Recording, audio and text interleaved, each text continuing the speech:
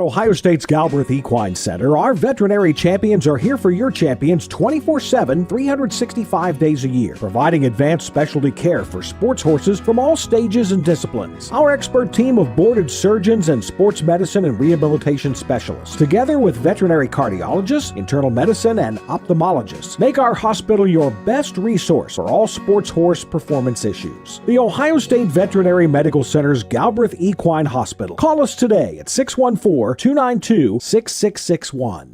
When you need supplies for your horse, one name stands out: Big D's. Since 1976, Big D's Tack and Vet Supply has been the equine experts you can trust. Whatever your horse needs is available at Big D's Tack and Vet Supply. Visit the retail outlet in Streetsboro, Ohio, or order online at BigD'sWeb.com. Sign up for text messaging and receive $10 off your order.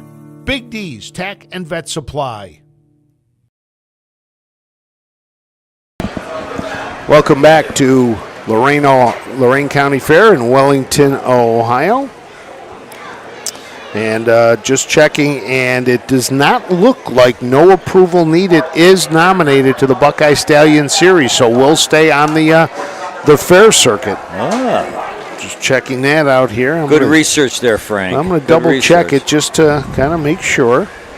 What's it cost to nominate for that series?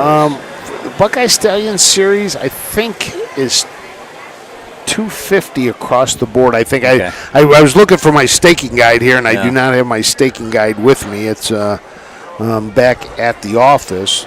Let's see here. Now, is that relatively new series? That wasn't. No. The Buckeye Stallion Series has been around for a little bit. So we raced that. 5 legs of that. The finals of that will be held down in Dayton.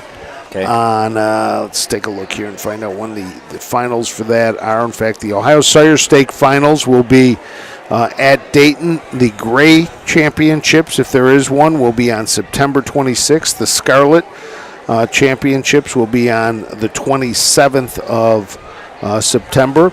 And we'll race the $75,000 championship for the Buckeye Stallion Series. That will race on Saturday, October 4th at Northfield Park. So we'll be up there for that. Okay. And, it works out at Northfield Park real well. Half-mile tracks at the fair, so we race the half-mile track up at Northfield Park for the fair championships. And these horses then get a chance to come up there and show their wares and how good they are. So. Well, so a couple fans have found a perch on the inside bleachers there. Taking a look at a lot going on here tomorrow. Tomorrow's going to be a little tougher here because their stage is going to be set up for tomorrow night's concert. They've got Cheap Trick coming in tomorrow night. If you think it's hard seeing the backstretch right now, wait till tomorrow night. It gets a little tougher. I might hang around and do a couple sets with the there Cheap you go. Trick. Yeah. And then on Tuesday night, they got Lone Star here in the grandstand, country group. Wednesday, it's the OSTPA truck pull. On Thursday, it's the county tractor pull. And then Friday, the NTPA, the National Tractor Pulling Association, is their Grand National pull. But here's the one I want. One of these days, I've got to come and watch, Bob. It's the Combine Derby. When all these farmers bring their old combines out and have a demolition derby with combines. We got to get some. Somebody's got to tape that for us. And they also have a pickup truck derby, and then the granddaddy of them all Sunday next week, the demolition derby here in the grandstand. So it should be a crazy weekend of a lot of trucks and combines and cars crashing in that infield. So that'll be fun to watch. So here come the horses for the second race. Let's send it up to Ayers Ratliff. Here are the horses for race number 2, 2-year-old filly Pace, Home Talent Colt Stakes. Purse of $4,414, win play show, Exacta Quinella Trifecta. 1 is Dancing Dottie, Logan Eversole. 2, Rose Run Bounty, driver change, Drew Neal. 3, T Swifty Babe and Ryan Stahl. 4, I'm a Sissy 2, Braden Rhodes is up. 5, Last Season, James Day. And the 6, Fear and Terror, Elliot Deaton, and the Sulky.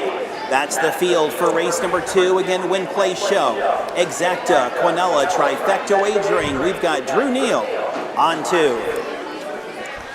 Let's take a look at these 6 horses. Again, 5 on the gate. This number 6 will start from the second tier. The number 1 is Dancin' Dottie. Logan Ebersol drives for Isaiah Shrake. This is a Dancin' Yankee filly out of the Cam Luck mare Born to Dream. John Semmelhack of Litchfield, Ohio is the owner. Dancin' Dottie was a $7,000 purchase at the Buckeye Classic sale. Has hit the board in all 7 this year. 7 starts, a win, 3 seconds, 3/3 earnings of over $10,000. The 2 is Rose Run Bounty.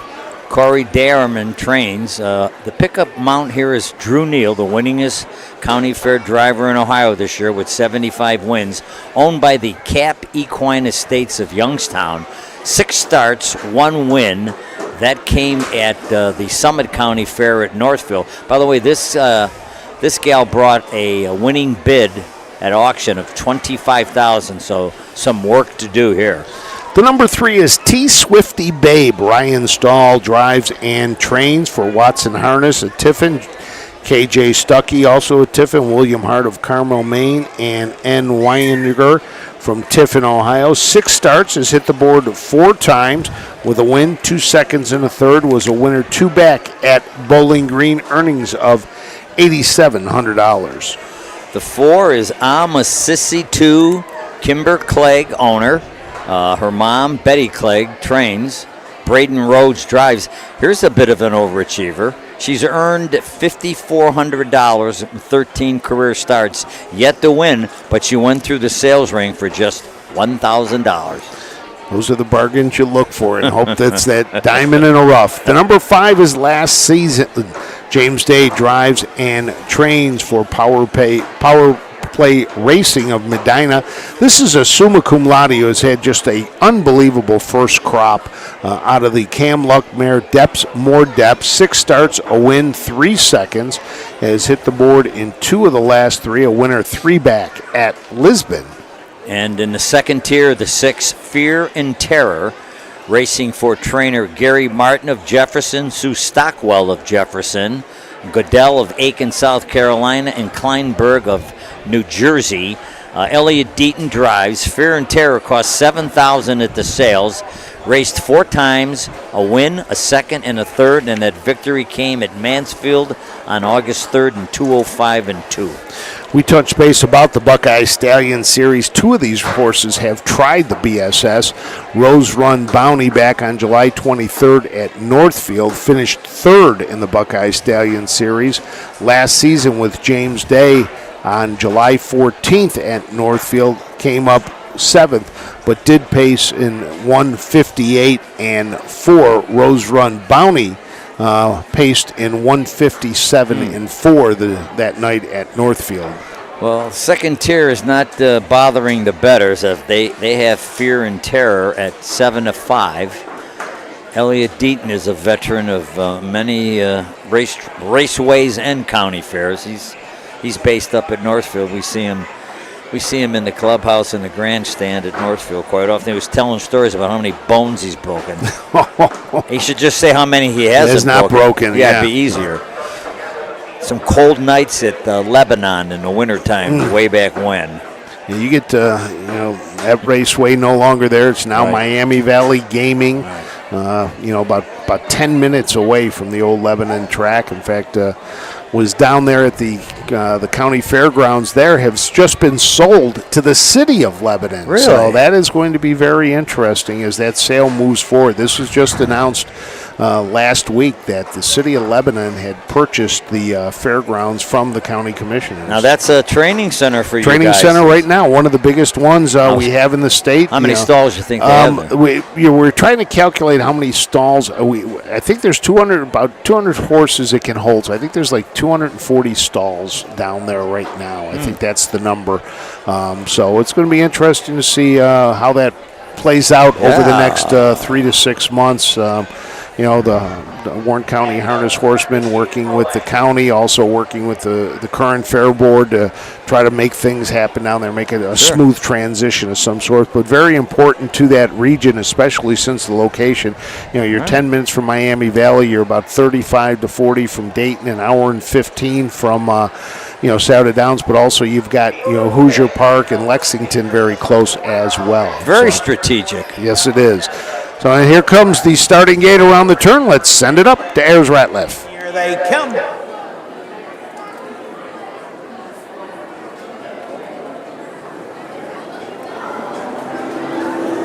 They're off into pacing, and it's Rose Run Bounty fires out there to the lead. In there to be second is Dancin' Dottie. T Swifty Babe is there in third.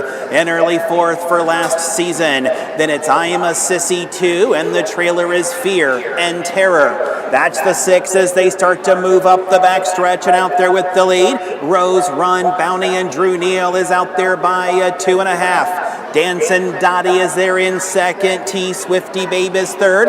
Opening quarter 28 and 2 as they move on into the turn. And out there with the lead, with them on top is a Rose Run Bounty, who's going to fire on the engine. In there to be second is Dancin' Dottie. T Swifty Babe is third. In there to be pacing fourth as they come down to the half is last season. Then it's I'm a Sissy 2 to the outside. Fear and Terror. They pace by the stands, and with the lead, Rose Run Bounty. He gets them there in 58 seconds. On into that turn they go, and out there with the lead, Rose Run Bounty going as fast as she can, as far as she can. Dancin' Dottie, she's waltzing out a perfect trip in second. T Swifty Babe is third. In their fourth is last season, and James Day is looking to send that one to the outside. Trying to kick it in from the back is Fear and Terror as they pace on to three quarters. Rose Run Bounty gets them there in 1:28, and around the final turn, Rose Run Bounty. Dancin' Dottie is trying to reel her in second. To the outside is last season. Also on the move is Fear and Terror to the top of the stretch. They'll turn for the wire, and it's Rose Run Bounty. Dancin' Dottie will try to reel her in the stretch drive. Rose Run Bounty. Dancin' Dottie is their second. Rose Run Bounty is tired, but still the leader, and Rose Run Bounty will get it done. Finishing second, Dancin' Dottie. Fear and Terror up for third, 1:59. Drew Neal takes the Corey Day-Erman trainee to the front and hangs on for the victory. As Ayers said, was getting tired coming down the stretch, but it built up enough of a lead to come home and win in 1:59, second win of the year. Those are some hellacious county fair fractions. 28 and 2, 58, 128. You don't see. I mean, she's got fractions like that, but they were at Northfield Park. But at the fairs, you get under that 2-minute mark at the fairs, you're doing something special. That's right. I thought they were going to come back and get her, but the six had a rough trip being in the trailing because he was last going into the first turn, and she's really looks like she's wants to be closer to his pace. She came on to be third, but yeah, great drive by Elliott Deaton to get her up there for third. It's so tough starting from that second tier. I had a chance earlier today when I was walking in the barns, stopped and had a really long conversation with Corey and his wife. In fact, they're expecting their second child, so always nice when you put one in the winner's circle. Right. Is he part of Cap Equine Estates? Do you know? I do not think so. I think that's for one of his owners, but here comes Drew Neal back around. Drew Neal win 76 of the fair season, I think.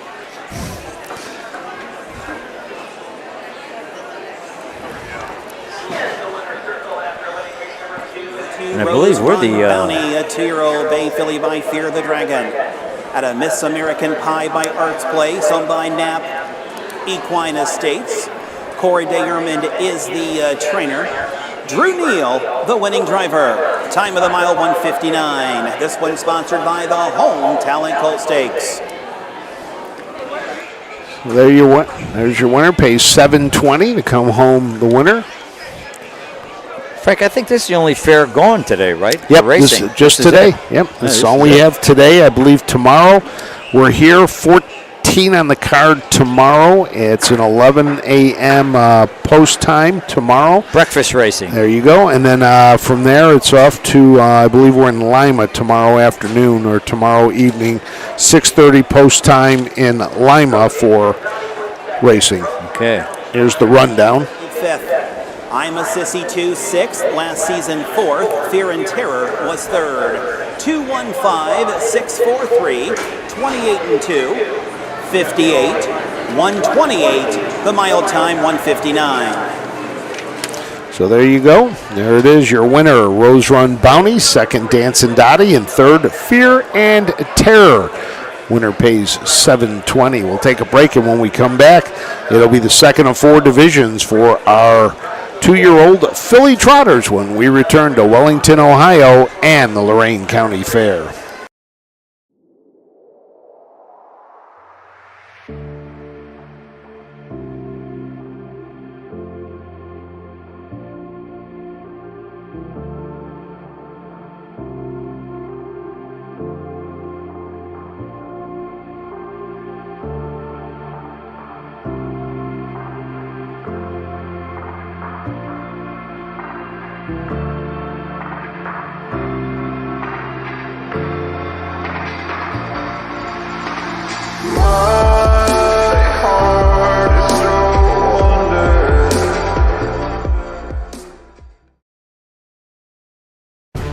History, tradition.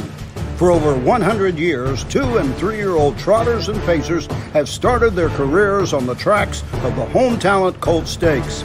See the future stars of Ohio harness racing at one of the Home Talent's 15 tracks.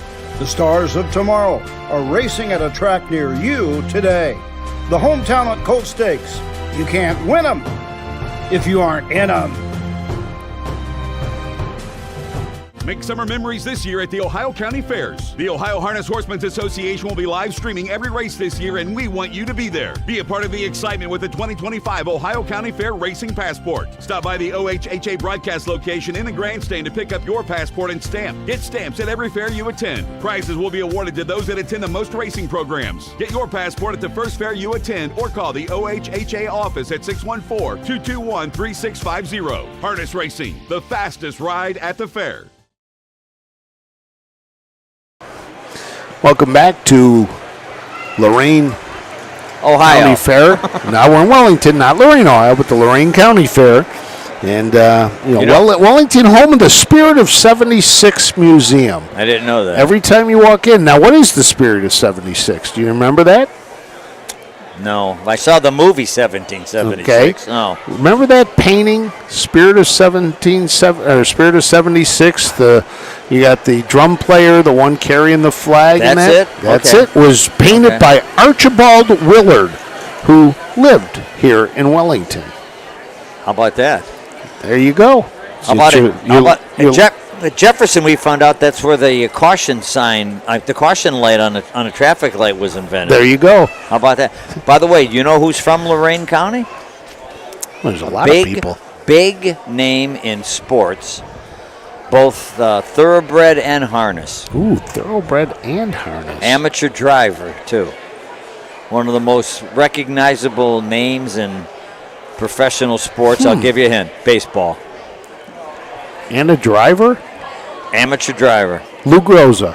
No, he was from Martins Ferry. Okay. Down on the I had Ohio, though. You'll flip when you hear it. In fact, one year I got the governor's box for the jug, and this guy was sitting behind me. That's how lucky I got that day. You ready? George Steinbrenner. Ah, George Steinbrenner, owner of the New York Yankees for many years. Now, you want to play name dropping? All right, we're going to drop names. When my grandfather passed away, George Steinbrenner showed up at his funeral. Get out. Yep, because George Steinbrenner owned ships, shipping industry, a shipping magnate. Right here in Lorain County. Yes. And my grandfather was the head of the International Longshoremen's Association in Buffalo, kept the docks going. So George knew who to talk to make sure his ships got unloaded, Right. and was a very good friend of my grandfather, and purchased Bills season tickets for my grandfather for all the years he was alive. And with the Bills, yes, Jay Wolf, it goes back to the Bills, because I know Jay's thinking that right now. The Bills are building a brand new stadium, and their old stadium is going to be the last year. But my grandfather went to the opening game. It was a preseason game against the Washington Redskins. He and my grandmother sat down. The Redskins returned the opening kickoff for a touchdown. He got up and left and never went back to the stadium. Gave the tickets to my father. My father took me to football games from the time I was 7, 8 years old. That's crazy. Season tickets. So, yeah. I did get the opportunity to meet the man once. I was covering news down in Columbus, and he came in to speak to the Chamber of Commerce. Yeah. And, I waited afterwards, and they were shuffling them in and out. I luckily basically ran up to him and just said, "Hey, I want to introduce myself. I'm David Connor's grandson." He looked at me and stopped. He goes, "Oh, the Bulldog, a great man," and off he went. And I'll name drop a little bit on that one. But yeah, but no, you're right. He was big in the thoroughbreds. Right. I did not know he was into the harness racing. Oh God, yes, he went to a lot of jugs. Yeah, he right. Married a woman from, I believe it was Upper Arlington. That was the connection with Columbus for the Clippers, and placing the Yankee Farm Club team in Columbus for all those years. I'll be darned. I did not know that. You get more than horse racing here, don't you? You get it. You get it all with us. And as far as journalism go, who's the best guy to come out of Buffalo? We'll have to wait for the post parade. Think about it. All right.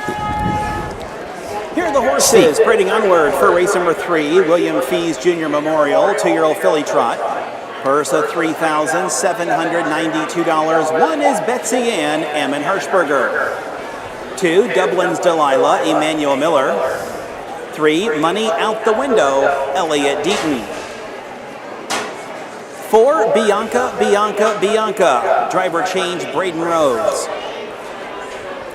5, Charming Rosie and Francis Lawton. And the 6 will be 7 Lake Image, Jason Thompson, Ian Hersalke. That's the field for the 3rd race. Braden Rhodes on the 4. Win, play, show, exacta, Quinella, trifecta wagering here in race 3. Let's take a look at this field for the 3rd. The number 1 is Betsy Ann. Ammon Hirschberger drives for Levi Hirschberger, who owns this full count filly out of Aunt Betsy. 5 starts, still looking to hit the board. Has had some problems with braking. Has raced in the Buckeye Stallion Series. Also gave the Ohio Sire Stakes a shot, but did not finish. Pulled up in that race. The 2 is Dublin's Delilah. Big balloons here. This one went through the sales ring for $25,000. Owners Anthony Miller of Dundee, Ohio, and trainer Herman Hagerman of Mount Vernon, Ohio. 8 starts, 3 seconds, and a 3rd. Still looking for that first win. Earnings of $5,900. Also looking for that first win, the number 3, Money Out the Window. Elliott Deaton drives for Gary Martin. This is a filly by Ready for Money out of Upside Hanover.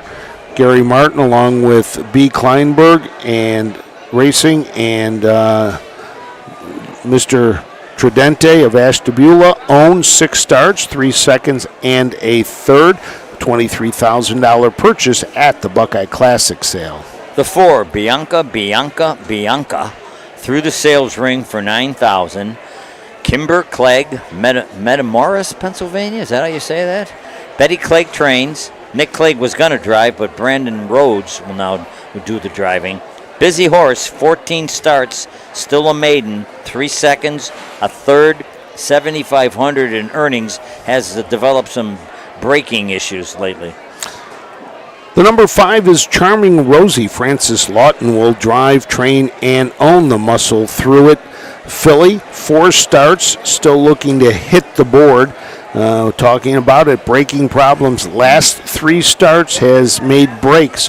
Finished 5th, 7th, and 4th at Jefferson, Mansfield, and Lisbon.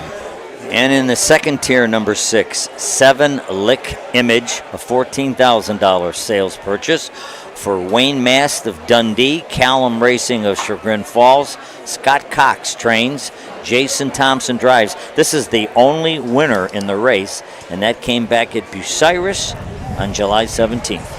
Give everybody a little preview of our Buckeye Harness Horseman magazine that is coming out at the end of this month. We do a 20 questions with Wayne Mast Jr. and Walt Callum of racing. 7 Lick Image they own here, so our 20 questions feature is the two of them. Did you do the interview? No, Roger Houston does those, and then we put it kind of all together after talking to both of them. Because there's a highly successful chicken wings and burger chain out of Cleveland called the Winking Lizard. I think that's that. Yes, that is. That is, Walt's brother. I think Walt's brother owns Callum. That he was part of it in that, and now he's got another restaurant that he has. And for the life of me, I apologize, Walt, what the name of it was. I typed it out so many times in the last week, but he's got another restaurant that's taken up a lot of his time. Yeah. So nice little feature that we do in the magazine. 20 questions. We try to rotate between a driver, a trainer, owners.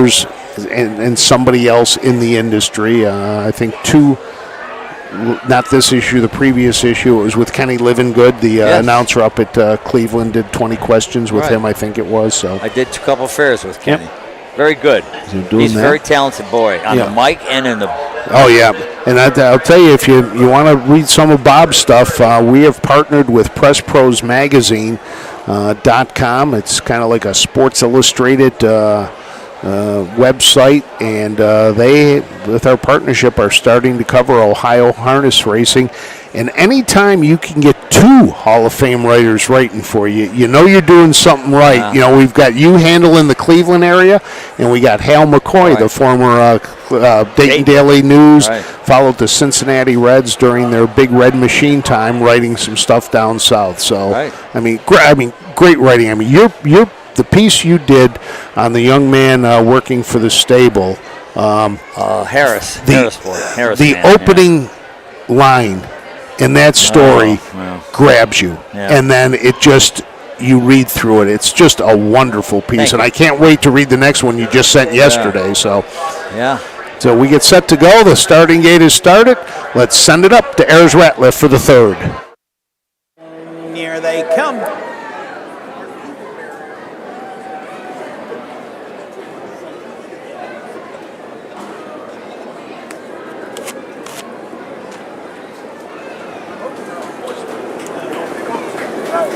They're off and trotting, and it's Dublin's Delilah who's went off stride. Dublin's Delilah is on a break. Betsy Ann now using that rail to her advantage, now losing stride. 7 Lick Image. These 2-year-old filly trotters, they do run. They do run as they move on into the backstretch, and it's Betsy Ann with the lead. Money Out the Window is there in second. An early third for Bianca. Traveling in there next comes Charming Rosie. Back down trotting, 7 Lick Image. Also trotting is Dublin's Delilah. The opening quarter, 31-2. On into the turn they go, and with the lead, it's Betsy Ann. And Betsy Ann just started steering like a broken shopping cart, and she went to the outside on her own, and coming up the inside, Money Out the Window. So Money Out the Window leads the way. Now Bianca has made a break as they come down here in front of the stands. Money Out the Window. Betsy Ann is there in second. In there to be third comes 7 Lick Image. On the outside, Bianca, the half in 104. In there next is Dublin's Delilah. And Charming Rosie, she stopped off for a funnel cake as they move around the turn. And out there with the lead, Money Out the Window by almost 2 lengths. Off stride in the back is Dublin's Delilah. They're into the backstretch, and they press on to 3/4. Dublin's Delilah. They're in second, Betsy Ann. Moving up on the outside now, Bianca is on the move. In there next is 7 Lick Image as they go on to 3/4, and Deaton will try to shake up Money Out the Window. 1, 37-2. On into the turn they go. With the lead, it's Money out the window. In their second, Betsy Ann to the outside, 7-Lick Image. 3 wide, Bianca. They're at the top of the stretch. Money out the window. Betsy Ann now looks to the outside. 3 wide, 7-Lick Image through the stretch. Money out the window. Betsy Ann on the outside. Money out the window. Betsy Ann is coming. Money out the window. Holds on to win. Betsy Ann was their second. 7-Lick Image third. Time of the mile 2:09. More breaks than a dropped dozen of eggs in that race. Yeah, and a bear out because the one, according to Ayers, I didn't see it, but she kind of blew the turn. Yeah, kind of blew the turn, and then you also had Bianca, who was wanted to come by the grandstand and say I was 4 wide coming by the grandstand the first time, but it was Money out the window with Elliot Deaton for Gary Martin. We talked about Gary off the air, and second was Betsy Ann, and finishing third was 7-Lick Image. And that will be career victory number 1 for Money out the window. So even though it took 2:09, they're going to take the check. Won't stamp any time on that. Exactly, and the only other winner in this race was the number 6 7-Lick Image. Broke did early. Have the race. Right. So Elliot Deaton picks up the win for trainer Gary Martin, and here comes the connections as they make their way across.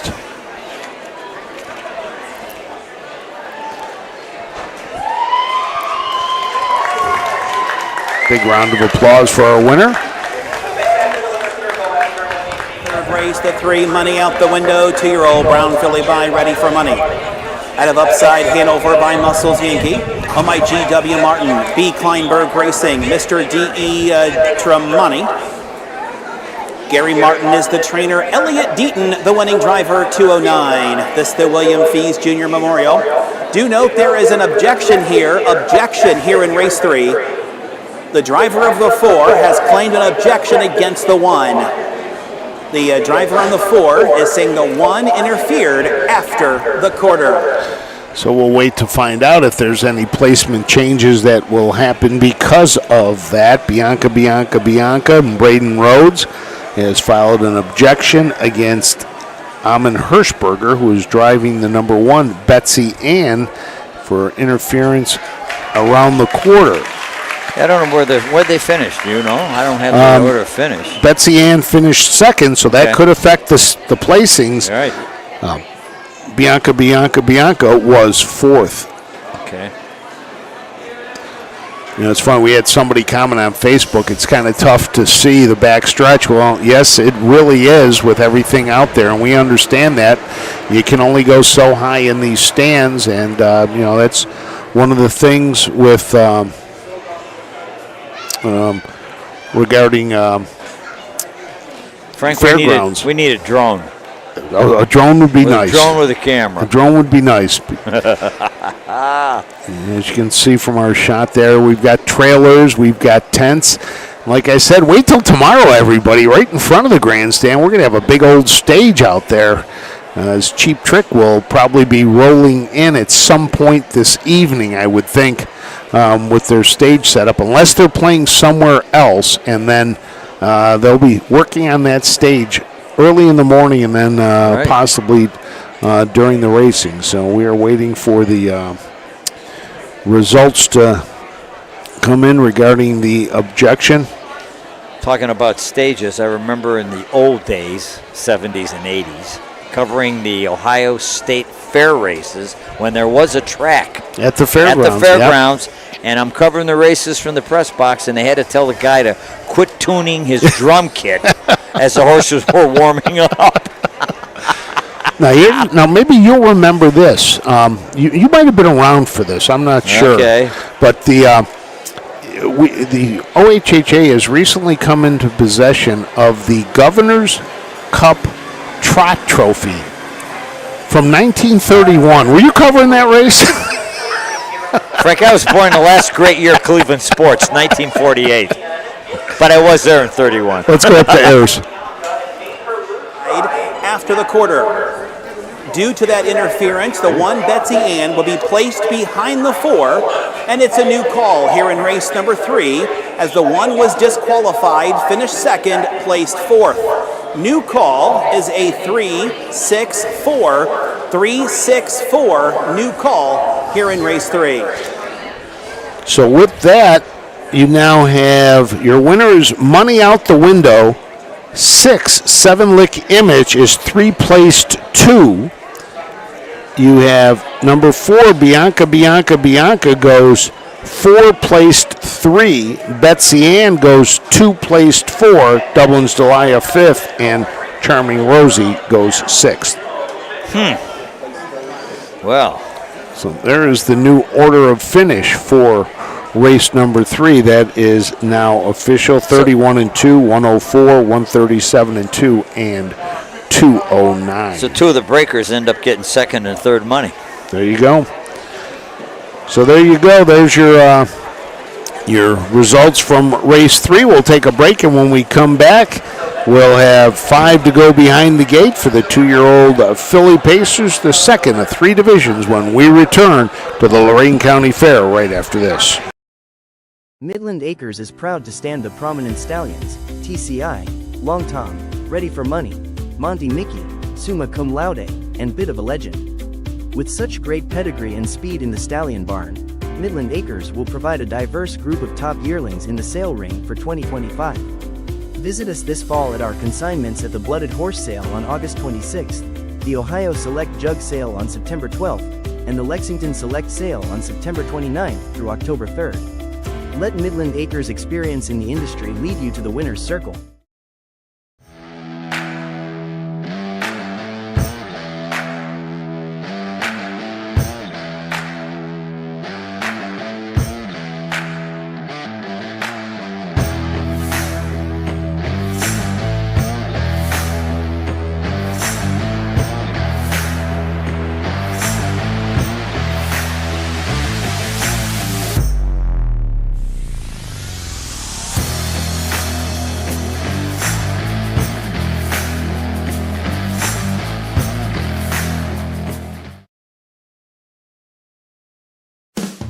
With more than 300,000 horses in Ohio, the economic impact of the equine industry in the state is over $2.8 billion. Much of that value comes from standardbred horse owners, breeders, trainers, and drivers who participate in the sport of harness racing. The mission of the Ohio Harness Horsemen's Association is to preserve, protect, promote, and serve the entire standardbred industry in Ohio and beyond. To learn more about the Ohio Harness Horsemen's Association, go to ohha.com. That's ohha.com. Welcome back to the Lorain County Fair. 3 in the books of our 13 races today. Frank Froz along with Bob Roberts bringing you all the action. Glad to have everybody along who's checked in from all across the U.S. Dave Myrick down in Florida checking in and said he had a horse with when he was training down in Pompano that George Steinbrenner had one with Tommy Armour down there when Dave stabled down there. And so, you know, that connection, there's so many, you know, the 6 degrees of Kevin Bacon that you can get to different people in 6 degrees. It really is amazing if you sit down and you think about it, of how you can get to all these different people with everything. And he almost won the Kentucky Derby. He had a horse named Steve's Friend making a menacing move in the turn, and it pulled a muscle and just went backwards. Yeah, he broke his heart. He lived on a street in Cleveland called Kinsman Road. His family landed on Kinsman Road. And when he went to Florida and had a breeding farm and stable, Kinsman Farm, Kinsman Stable. Oh, there you go. In honor of his family. Getting back to that question about the most significant journalist to come out of Buffalo. Well, okay. I'll give you a hint. No, I don't want the hint. I've got somebody who I can say, but I don't think he was originally from Buffalo. This guy was. Okay. I was going to say Mark Twain. No. Okay, because he was. He'd have won. Yeah, he was the editor of one of the Buffalo papers. Okay, my guy's good, but he's not Mark Twain. TV journalist. TV journalist. Well, Irv Weinstein is a great one. No, Tim Russert. That's right. Yep. Tim Russert. Love Buffalo. God, he's so proud of Buffalo. Born and raised, and Tim Russert left us way too early. His son Luke has kind of followed in his dad's footstep, trying to be the television personality, covering politics out in Washington and everything. But now Tim Russert, great man. His father was a garbage man in South Buffalo, and he bled Buffalo red, white, and blue without a doubt. I don't know if you knew any of the journalists, but I knew a guy that covered racing for the Buffalo News. His name was Bob Summers. Did you know Bob? No, didn't know him. Okay. I mean, when you live there, you got Batavia, Buffalo right Finger there. Lakes, Fort Erie, Fort Erie across the bridge for the thoroughbreds. Vernon down. None of them were very far, so a big pocket of racing there.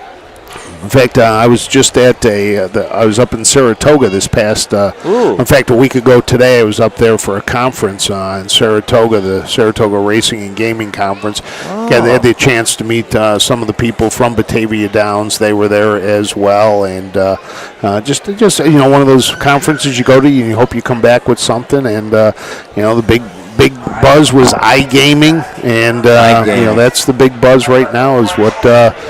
States are bringing in the iGaming, so everybody's got a slot machine on their phone, and a lot of people opposed to it, some for it, and so we'll see what happens with that. They tried to push it through here, but did not go through the last budget. Right. How many nights were you up there? I was up there 3 nights, and luckily. I went to the Saratoga Racecourse on Sunday when I got there, because they were having an event there Wednesday after the conference ended, but weather on the East Coast delayed all the flights and created havoc, so I had to get to the airport earlier. So let's go up to Ayers Ratliff for the post parade for the 4th. $414. Win, play, show, exacta, Quinella, trifecta, wagering, scratch the 1. 2 is Juliet Capulet with Braden Rhodes. 3, wine after whiskey, Ryan Stahl. 3, I'll be home first, Justin Irvin aboard.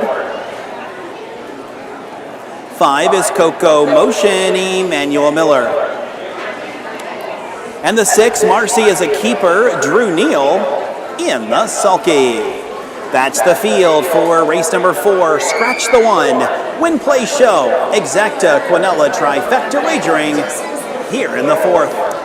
Let's take a look at these horses. The number 2 is Juliet Capulet, who is on a 4-race win streak. Braden Rhodes will drive for Betty Clegg. This Fear the Dragon is owned by Kimber Clegg. 14 starts this year, is one half of them, 7 wins, 4 seconds. His earnings of $29,480 was a $6,000 purchase at the Buckeye Classic sale. The 3 is Wine After Whiskey. This is a Ryan and Nicole Stahl homebred. They bred it, they race it. Ryan trains it, and Ryan's going to drive it. So there's your grand slam of grand slams. 5 starts, 3 wins, 2/3, over $12,000 in earnings, and is off a win at Attica on August 6th. Also coming off a win at Berea is the number 4, I'll Be Home First. Justin Irvine drives for his dad, Don Irvine Jr. Justin is the owner. This summa cum laude is out of the Art Major Merit Yankee Celebration, a $12,000 purchase at the Ohio Select Sale. A perfect 6 for 6 on the board with 2 wins, 2 seconds, and 2/3. 5 is Coco Motion. Hagerman Racing of Mount Vernon, trainer Herman Hagerman, driver Emmanuel Miller. $3,000 sales spy, has already earned $8,500 with 1 win in 6 starts, and that win came at Croton on August 8th in 2:03.3. And the number 6 is Marcy is a Keeper. Drew Neal drives for Ryan Deaton. Randy T. Young Stables of MacArthur, Ohio, is the owner. This is a summa cum laude out of Crown Time Keeper. 6 starts, looking for that first win. The only one in the field without a win, a second and 3/3. 3 of these horses are in the top 15 for the Ohio Fair Championships. Juliet Capulet is number 1. I'll Be Home First is number 11. Wine After Whiskey is number 14th. And that The Ohio Fair Championships will be raced October 11th at MGM Northfield Park. So if you're in the Cleveland area, make sure you stop out for that. But, you take a look, the 2, 3, and 4 has won, Juliet Capulet has hit the board 11 out of 14 times with 4 straight wins. Wine After Whiskey and I'll Be Home First also perfect this year and hitting the board with their starts. This could be a driver's race because the 2 and the 3 have the speed, and the 4 will probably sit behind them. And the betting reflects pretty much this. The 2 is 2-1. The 3 is the 3-2 favorite, and the 4 went to 8-5. So this is going to be interesting between Braden Rhodes, Ryan Stahl, and Justin Irvine. So a driver's strategy race may unfold. 13 on our card today. Scratch the number 1 Extra Sweet out of this race. Corey DeArmond, the trainer. That was a Down by the Seaside, but horse was scratched earlier today. A lot of white clouds today. The wind has kind of died down a little bit. It's still blowing a little bit as the fair crews across the way slowly working to get the rides ready to go. The Ferris wheel now has a number of cars on it. Oh, is today the first day of the fair? Today's the first day. Rides tomorrow. Okay. So, yep. So I was here early today, so I took a nice leisurely walk around. Some of the food stands are open, some of them are not. They're waiting till the people are starting to bring in their vegetables for the judging, and I was over in one of the barns close to where the horses were, and some lady brought in 3 big old green peppers, laid them down there, and all I'm thinking to myself would be, those would be pretty good in a salad right about now. Are you telling me we're not going to get a food report from you today? Well, the food, I didn't get anything to eat, but I am going to give the goody boy or the old boy another shot. That Ayers Ratliff lives and dies by that sandwich. Here? It's a little burger stand right behind here. Ooh. For $10, you get the burger and a 24-ounce drink. And thumbs up and a thumbs up also. He swears by that one. Ooh. And you haven't tried it yet? I had it a couple years ago. I think I gave it 4 horseshoes. And he was appalled that it was not a 5 horseshoe meal. So I told him I would give it another try. I'm still a Trojan burger guy out of the Croton Fair in Hartford. So we are set to go. The horses are behind the starting gate. We already have one on a break. Let's send it up to Ayers Ratliff. Here they come.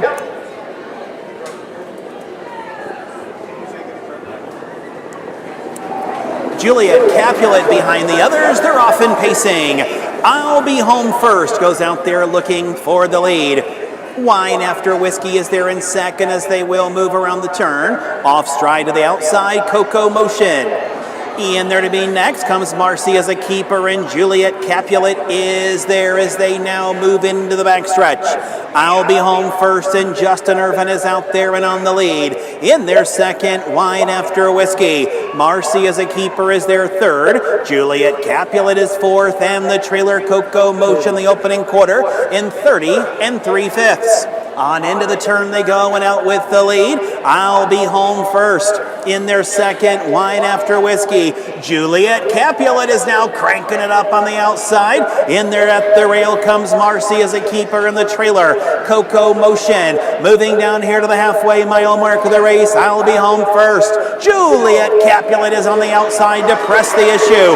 Wine After Whiskey is at the rail. In there next, Marcy as a keeper, the half in 101.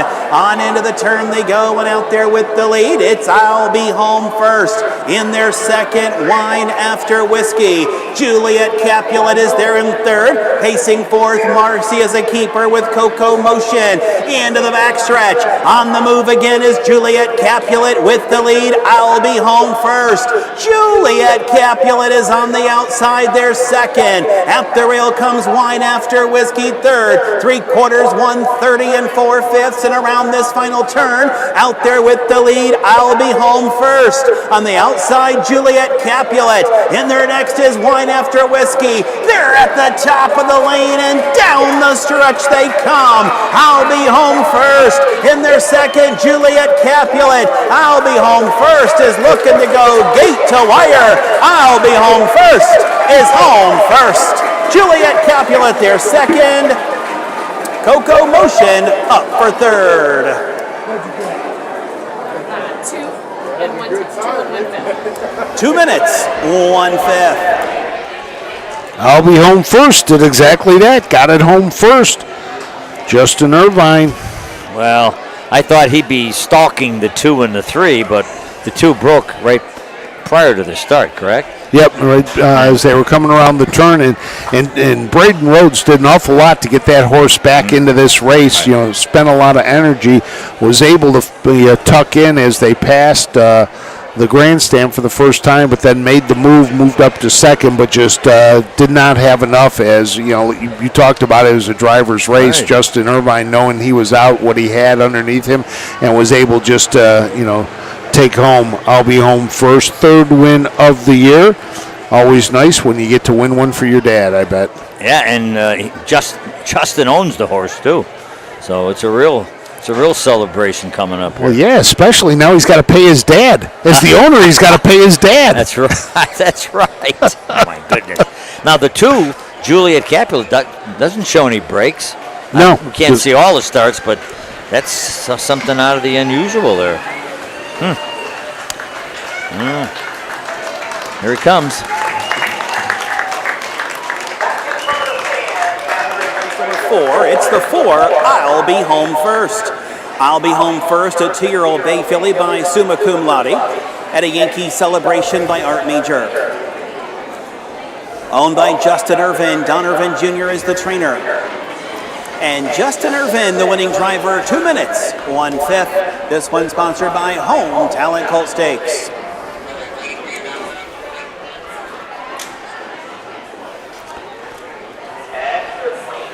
Juliet Capulet, your winner.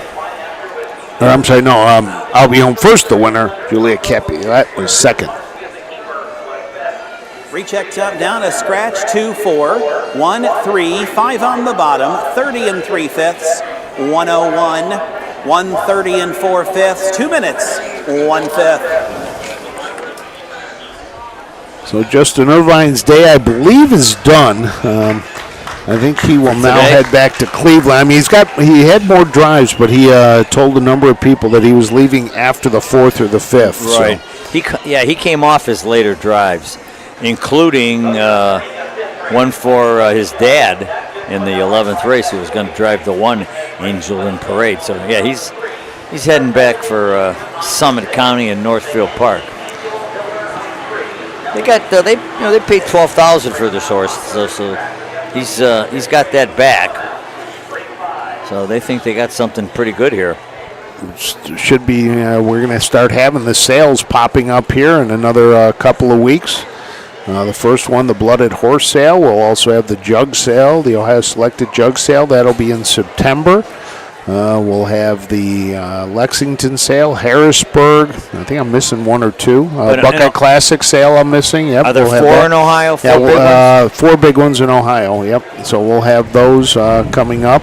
And we're introducing a new something new this year called the Bob, not the Bob Roberts, but the Bob. Well, we should have had you in the commercial. Well, I'm insulted. Right. We could have had you in the commercial. See what my were we agent. thinking, Yeah. Susan? Okay. But no, it's the Buckeye Owners Bonus. And horses that are homebreds or purchased at a sale that are eligible for the Breeders' Awards in Ohio. Their mares are registered and they're eligible. Will have a Bob designation. So, I love it. So any like a horse that would be purchased at the sale coming up this fall and will race next year as a 2-year-old.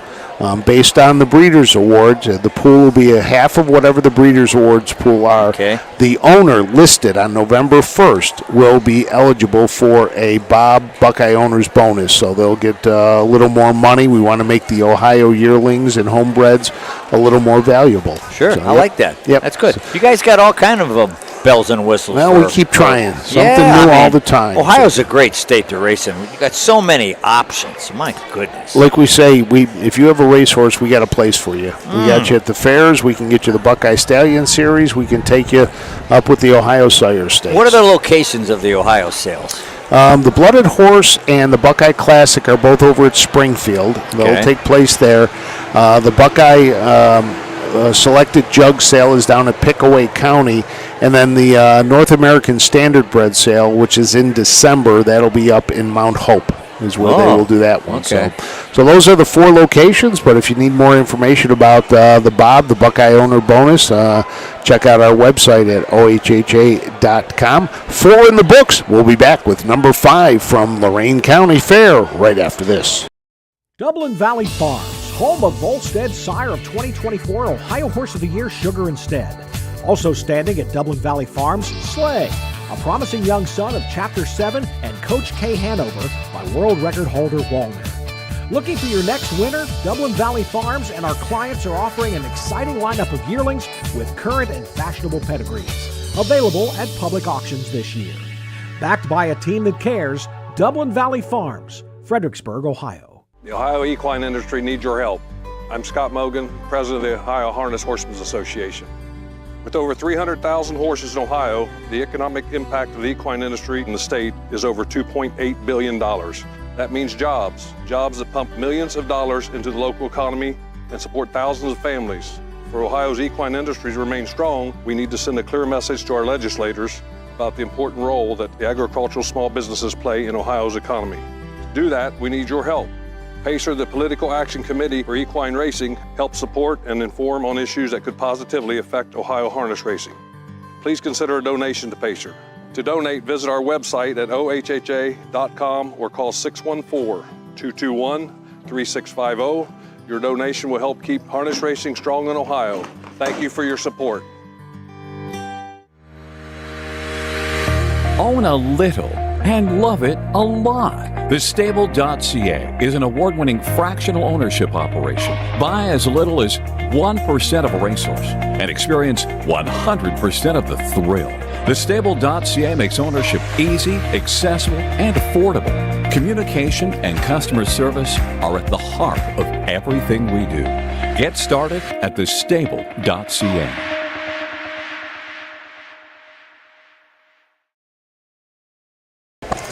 Welcome back to Lorain County Fair in Wellington, Ohio. Frank Franz along with Bob Roberts. And Bill Donnelly says if the old boy doesn't live up to expectations, there's a great pizza place on the square in Wellington. So, Rod Cooper checked in from the grandstand. He said this is fair number 36 for him. I'm checking. Trying to check here and see. Trying to find where he checked in on this. He's in the grandstand, I know. Maybe fair number 26 for Rod Cooper, who checked in. Came out up of 42. Out of 42, got his passport checked in and signed. So if you're at a fair, stop by, pick up your passport, and gives you an opportunity to see what we're doing and come on out. And, hey, speaking of fairs, why is there a gap at Greenville? Why do they go August 15th, 16th, and then come back Thursday? Well, the next Thursday is their big day of racing. They get the partial futurity on that day, and they've got all their big races. I see so that. they kick it off with a couple of days and then come back and close it out with a big day of racing. I'll be there that day. I'll be up there Thursday. So I see the purses now, $38,000, $35,000. First time I'm going to get back to Greenville, I think, in 3 years. I've been out covering other ones, so I've penciled that one in, so I'm looking forward to getting over to Greenville. Well, did I ever tell you the quote? I did a big story for the Plain Dealer about county fair racing, and I got the Huff's Fair Guide, and anything that looked interesting, I would call the speech superintendent or the person in charge of the fair. And when I called Dark County, Greenville, the woman said to me, "Honey, compared to our fair, those other fairs are carnivals." That's a great line. I love it. You bet I used it. Oh, my gosh, that is a great line. I don't know if she's still there, but I love that quote. Let's go up to Ayers Ratliff for the post parade for the 5th. Home Talent Colt Stakes 2-year-old filly trotters. William Fees Jr. Memorial Win Play Show Exacta Quinella Trifecta wagering the 1. Rose Run Beignet and Justin Irvin. 2 Always Princess Ryan Stahl. 3 Good Miss Gracious Driver Change Emmanuel Miller. 4 Leave 'em Lucille Logan Ebersol. 5 Moolah in the Bank and Jason Thompson. And the 6 Ladies Lucky Money Driver Change Elliott Deaton. in the sulky.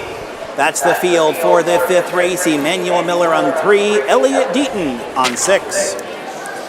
All right, let's take a look at this field. The number 1 is Rose Run Benet. Justin Irvine will drive this race and then head to Northfield. John Olivero is the trainer, also owns along with Jeffrey Lamb and Christine Klotz. This is a long tom out of the Cantab Hall Mare French Press.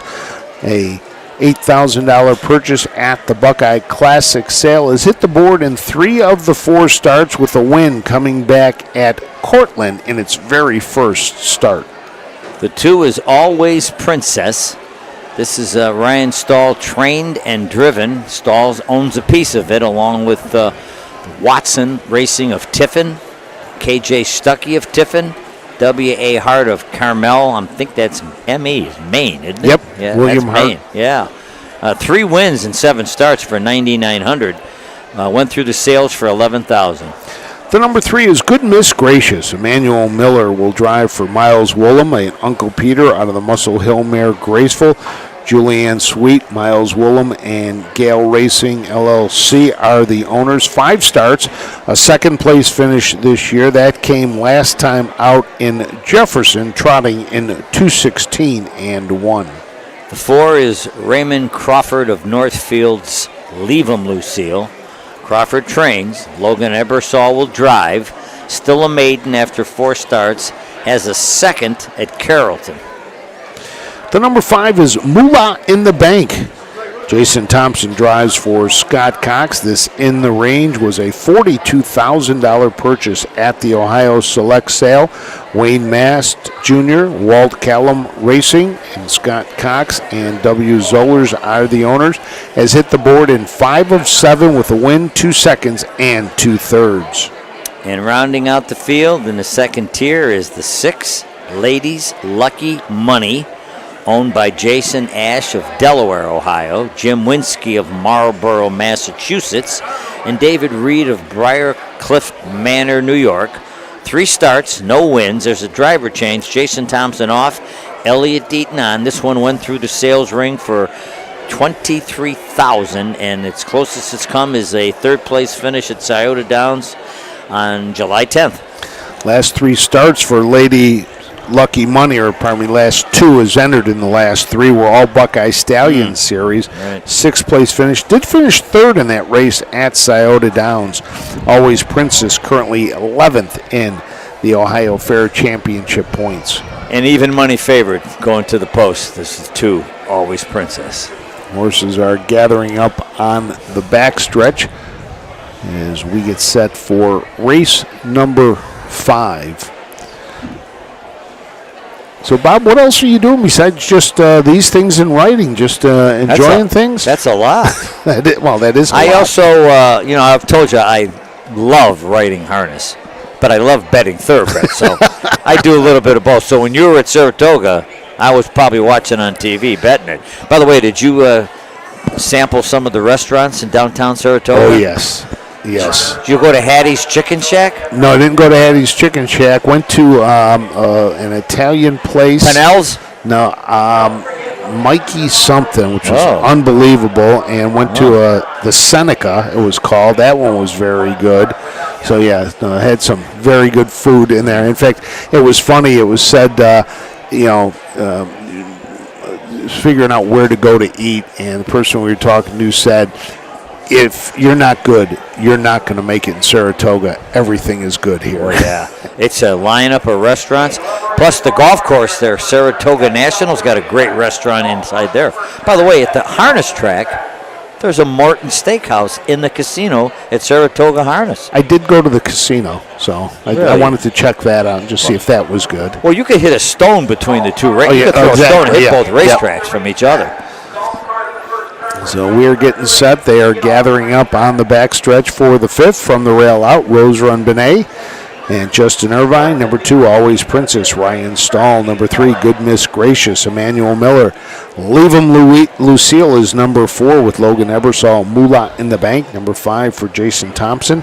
And Ladies Lucky Money. Elliott Deaton. The number 6. They're heading to the top of the stretch. Let's send it up to Ayers Ratliff for the call of the 5th.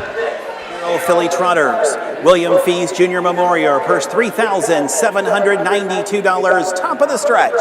Here they come.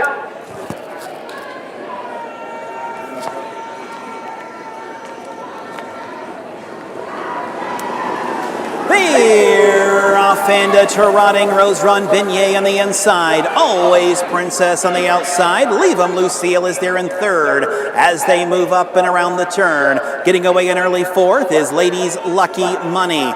In there next comes Moolah in the bank in the early trailer. Good Miss Gracious as they move on into the back stretch. And out there with the lead, Always Princess and Ryan Stahl. Hot to trot out there by a length and a half. Rose Run Beignet is there in second. Over their third, Leave 'em Lucille as they went by the opening quarter in 31 and 3. On into the turn they go, and out there with the lead, Always Princess. Rose Run Beignet is there in second. Leave 'em Lucille is third. It's a Ladies Lucky Money who's fourth. In their fifth, Moolah on the bank and the trailer, Good Miss Gracious. They travel down here off the turn and come in front of the stands for the first time. With the lead, Always Princess. They're in second, Rose Run Beignet. Over there to the outside coming on. Here comes Good Miss Gracious. Halfway home in 104. On into the turn they go, and with the lead, Always Princess. Good Miss Gracious is cranking it up on the outside. Rose Run Beignet is there in third. Out there fourth is Ladies Lucky Money.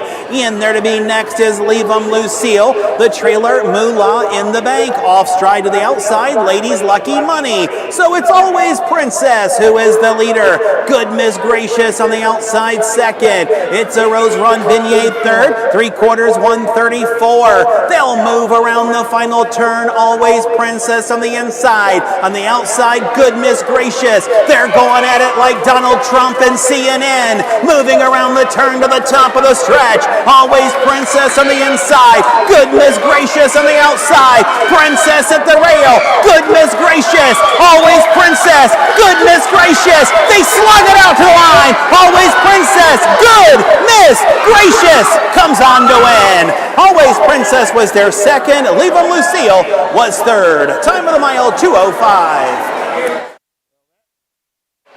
That was a battle down the stretch, wasn't it? Had the fans on their feet. Yeah. You know, that horse, when the starting gate left, the winner was not on the gate. I wrote down on my program, slow away from start. But what a big mile that horse just went. Big win for the number 3, Good Miss Gracious, picks up its first win, breaks it maiden. And Uncle Peter out of the Muscle Hill mare Graceful was second last time out at Jefferson and comes back a winner.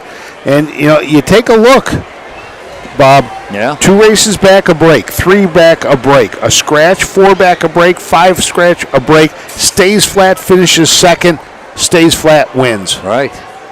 And the trainer and part owner, Miles Woolham, took himself off today, right? Gave the mount to Emmanuel Miller. So Emmanuel Miller comes home with the win. Miles Woolhams picks up the training win. I think Woolham better make sure that Emmanuel Miller stays in touch. Keeps driving this one. Secured in 4th place in the Drivers' Derby, and Mr. Miller, that's win number 46. Having a big year. 5 in the books, 5 different drivers, 5 different trainers. Very good.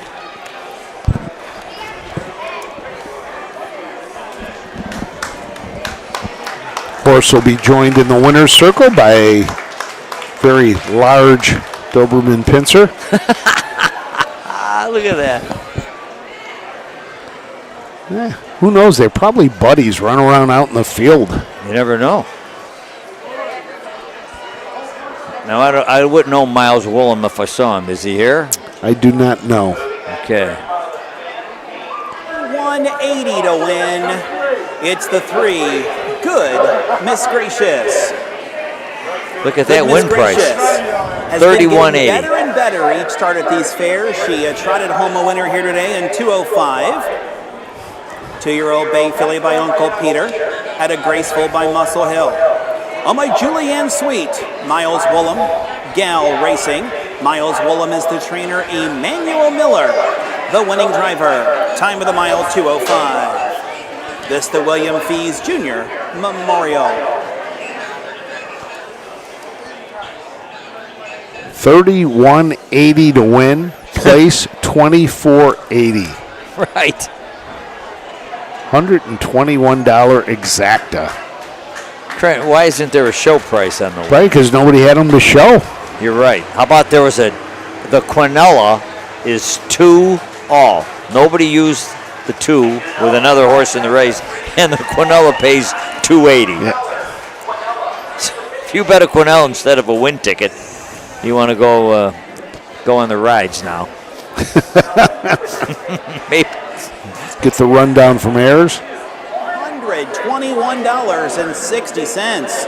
There's money to be made here today in Wellington. Rose Run Beignet was 4th, Always Princess 2nd, Good Miss Gracious was the winner. Leave 'em Lucille was 3rd, Lula on the Bank 5th, Ladies Lucky Money 6th. 4, 2, 1, 3, 5, 6 on the bottom, 31 and 3, 104, 134, the mile time, 2:05. Okay, so there you have it from Ayers Ratliff, the rundown of our 5th. As we will head next to the 6th, it will be the 3rd of 3 divisions for 2-year-old filly pacers. They'll be going for $4,414 when we return to the Lorain County Fair in Wellington, Ohio. This September, the thrill returns to Delaware, Ohio. It's the Little Brown Jug. World-class harness racing, heart-pounding action, and unforgettable fun. Join the tradition. Feel the roar. Be a part of history. We have several hospitality and ticket options, including the new Jug Social Club. Please visit littlebrownjug.com or call 1-800-DEL-FAIR. The Little Brown Jug, where champions are crowned.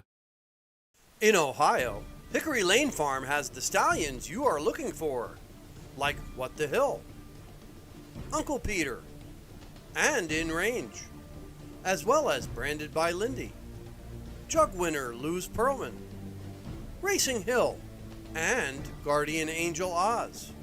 Hickory Lane will offer a host of Ohio sired yearlings this fall, including 6 by In Range, 5 by Uncle Peter, 4 by Guardian Angel Oz, and 1 by What the Hill. Find out more at hickorylanefarm.com.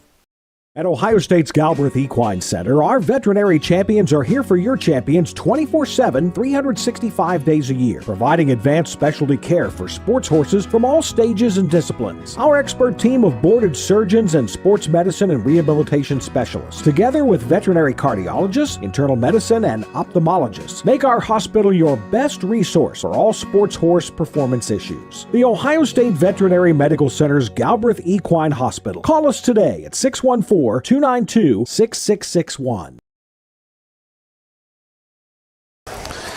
Crowd has died here a little bit at the Lorain County Fair. We had a lot of people in front of us. They've now kind of gone away, but still a lot of people in the crowd today. This is great for the first day of the fair to have this many people show up to watch the racing. A beautiful Sunday afternoon in Wellington. People came out, the fair opening up. A lot of the food vendors have their wares out. A lot of the show for the horses and the cattle and the sheep are in the barns already. They're having the judging later today.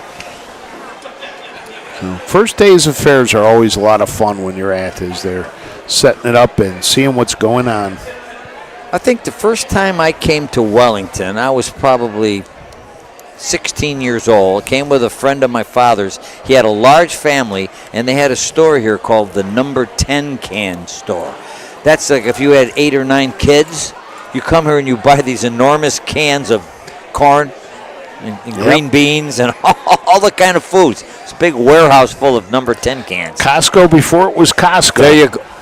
you're talking over 60 years ago, too. Wow. So, I mean, somebody had the idea. That's what you had to do. And when you had big families like that, you know, I mean, a lot of times you grew your own and you canned it. The moms would can it, have big canning parties with everybody and that, So our cameraman, Steve's eating a number 10 can of potato salad right now. My God. Look at the size of that spoon he's using. Is that a shovel? That's a shovel, Frank. And he still stays so svelte back there. I love it. No, I want to thank Steve, who runs the show up at Northfield Park. Their simulcast helps us out. You know, we've got great help, great crews. I mean, our camera guys are great. Our on-host people like you are great. It's just it's fun to have all these people working to help spread harness racing everywhere we can. Now, you're a food guy. And the night I worked, the movie was The Longest Day about D-Day. Mm-hmm. Well, Northfield Park's the longest night when the Summit County Fair races were there. I got to tell you a sandwich story about that. Oh, let's go up for the post parade. On the track for race 6, Home Talent Colt Stakes 2-year-old filly Pacers, a purse of $4,414, no change in the 6th race. One is Song of World Peace, Logan Ebersol. 2, Some Bad Girl, Darren Harvey. 3, Michelle's Legend, Charlie Myrick. 4, Girl and a Cash with Ryan Stahl. 5, Stone Creek Girl, Braden Rhodes. And the 6, Laughing 2, Jason Thompson in the sulky. That's the field for the 6th race. No change in race 6. Win, play, show. Exacta, Quinella, Trifecta wagering here in the 6th. The number 1 is Song of World Peace. Logan Ebersol drives for Isaiah Shrake. This is a Bring on the Beach filly out of the Yankee Cruiser Surf Song. Philip Baldoff of North Royalton is the owner and the breeder. 5 starts, 2 third-place finishes. The last of those came back at Lisbon on July 28th. The 2 is Some Bad Girl, owned by Alan Miller of Millersburg, Ohio. Trainer driver Darren Harvey, a $4,000 auction buy. This will actually be this horse's career debut, this little 2-year-old filly. She qualified once at Northfield, twice at Scioto. Was going to race at Bucyrus, but was scratch sick. So we'll see what we get. By the way, the qualifier at Scioto was in 59-2, so who knows? She's 4-1 in the betting. The number 3 is Michelle's Legend. Charlie Myrick drives and trains for Richard Lee Stacy. This is a bit of a legend out of Michelle's Beauty. 5 starts, a 2nd place finish. That came at Lisbon on July 28th. $8,000 purchase at the Buckeye Classic sale. Did pace in 59-3 at Northfield back in July. The 4 is Girl Anna Cash. Trainer driver Ryan Stahl, owned by Watson Racing of Tiffin, KJ Stuckey of Tiffin, W.A. Hart of Carmel, Maine, and K.L. Brown of Tiffin. This one is 0 for 6, but just missed it. Berea had the lead all the way around, got beat 3/4 of a length. The number 5 is Stone Creek Girl out of the Betty Clegg stable. Braden Rhodes drives the Pet Rock for Kimber Clegg, who owns 13 starts, 3 wins, 4 seconds, 2/3, earnings just under $17,000. Has hit the board in 4 straight with 3 second-place finishes and a 3rd. And rounding out the field, the 6, Laughing 2. This one cost $12,000 in auction. Trained by Jim Graham of Hamburg. You must know this guy. That's where the stadium is, right? Yep. Orchard Park. Yeah. Jason Thompson will do the driving. It's got a win, and that came in its last start at Jefferson on August 6th in 2:02.3. Well, we're glad to have April watching down in the Philippines. So get out. People watching from all over the place. So glad to have people enjoying Ohio harness racing, not only across Ohio, not across the U.S., North America, but how about the world? I think I talked to her. I was calling with an AT&T problem, and she answered in the Philippines. Must be her summer home. There you go. Enjoying the racing today. But yeah, those Summit County Fair nights at Northfield Park, you got to experience it once. It was only 6 hours and 45 minutes, that's all. So I just assumed that maybe the feed would be through Northfield's TV. There wouldn't be a guy turning the dial. So I stopped at the Italian import store called Ferrara's, and I got one Italian beef sandwich. It's pretty big. I was with Susan, and Matt was there. So we cut it in thirds. Oh. And when they got done eating there, they asked for a pencil. What's the name of that place and the address? It's on Mayfield Road in Mayfield Heights. There you go. Let's send it up to Ayers for the call.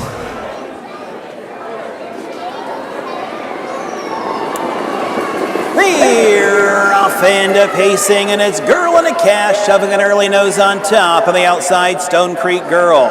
As they move around the turn, getting away to be an early third, Michelle's Legend. To the outside now is Laughing 2. Next, it's Some Bad Girl in the early trailer.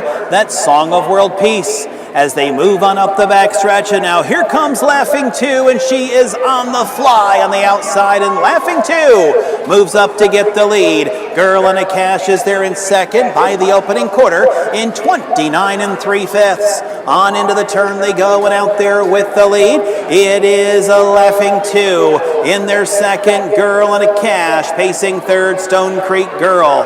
Next we have Michelle's Legend. That one's followed by Some Bad Girl. Song of World Peace trails as they move down here to the halfway mile mark of the race. Laughing 2 and Jason Thompson out there and on the lead in their second. Girl and a Cash. They went by the half in 59 seconds flat as they move on into the turn. The leader, Laughing 2. Girl and a Cash is there in second, pacing third, Stone Creek Girl. Michelle's Legend fourth. Some Bad Girl is looking to the outside fifth, and the trailer, Song of World Peace. On to three quarters they go. Laughing 2 leads them by 2.5 lengths. Girl and a Cash is their second. Stone Creek Girl is third. 3/4, 1:29 4. Moving around the final turn, the leader, Laughing 2, has opened up, and Laughing 2, she leads them by 4. In their second is Girl and a Cash. In their next is Stone Creek Girl. They're at the top of the stretch, and it's Laughing 2. Laughing 2 with the lead. The race is for place. The winner is awfully clear. It's Laughing 2. Laughing 2 will score. Stone Creek Girl there second. Some Bad Girl was third. Mile time 2 minutes. Well, the second tier didn't seem to bother Laughing 2. No. Once Jason Thompson got her to the lead, she never looked back and cruised home to the easy victory in 2 minutes. Yeah, when they came by us at the half, it was a horse race, but halfway down the backside, she opened up, and it was see you later, boys and girls. And that's going to be interesting to see what they do with second and third. Stone Creek Girl finished second, and Some Bad Girl was third, but as they were coming on down the stretch, Some Bad Girl had a head of steam, and it looked like the Stone Creek Girl veered out a little bit, and Darren Harvey had to kind of slow it down just a little. So we'll see if the judges decide anything or if there's an objection. But your winner, no doubt, was Laughing 2. Jason Thompson for Jim Graham, and that'll make 6 different drivers and trainers. Yeah, when I said that Buffalo Bills in Hamburg, that's where the harness track's yes, in Hamburg. right there, yep. Yeah, right. That's the county fairgrounds? That's what I thought. Yeah. Yep, county fairgrounds up there, and they race there, and then they move on to Batavia, where they're racing right now. So here comes your winner, Jason Thompson, back to the winner's circle. So it is the 6, Laughing 2. Laughing 2, a 2-year-old Bay Filly by Lather Up. At a Lioness Hanover by Some Beach Somewhere. I'm with James Graham. Timothy Warner. Lee Winners. Jim Graham is the trainer. Jason Thompson, the winning driver. 2 minutes. Time of the mile. This one sponsored by Home Talent Coal Stakes. I was in the speed office today when Jim Graham checked in his horse. The only one he has entered today, and to come away a winner, if there's only horse, has to be pretty good. I'll say.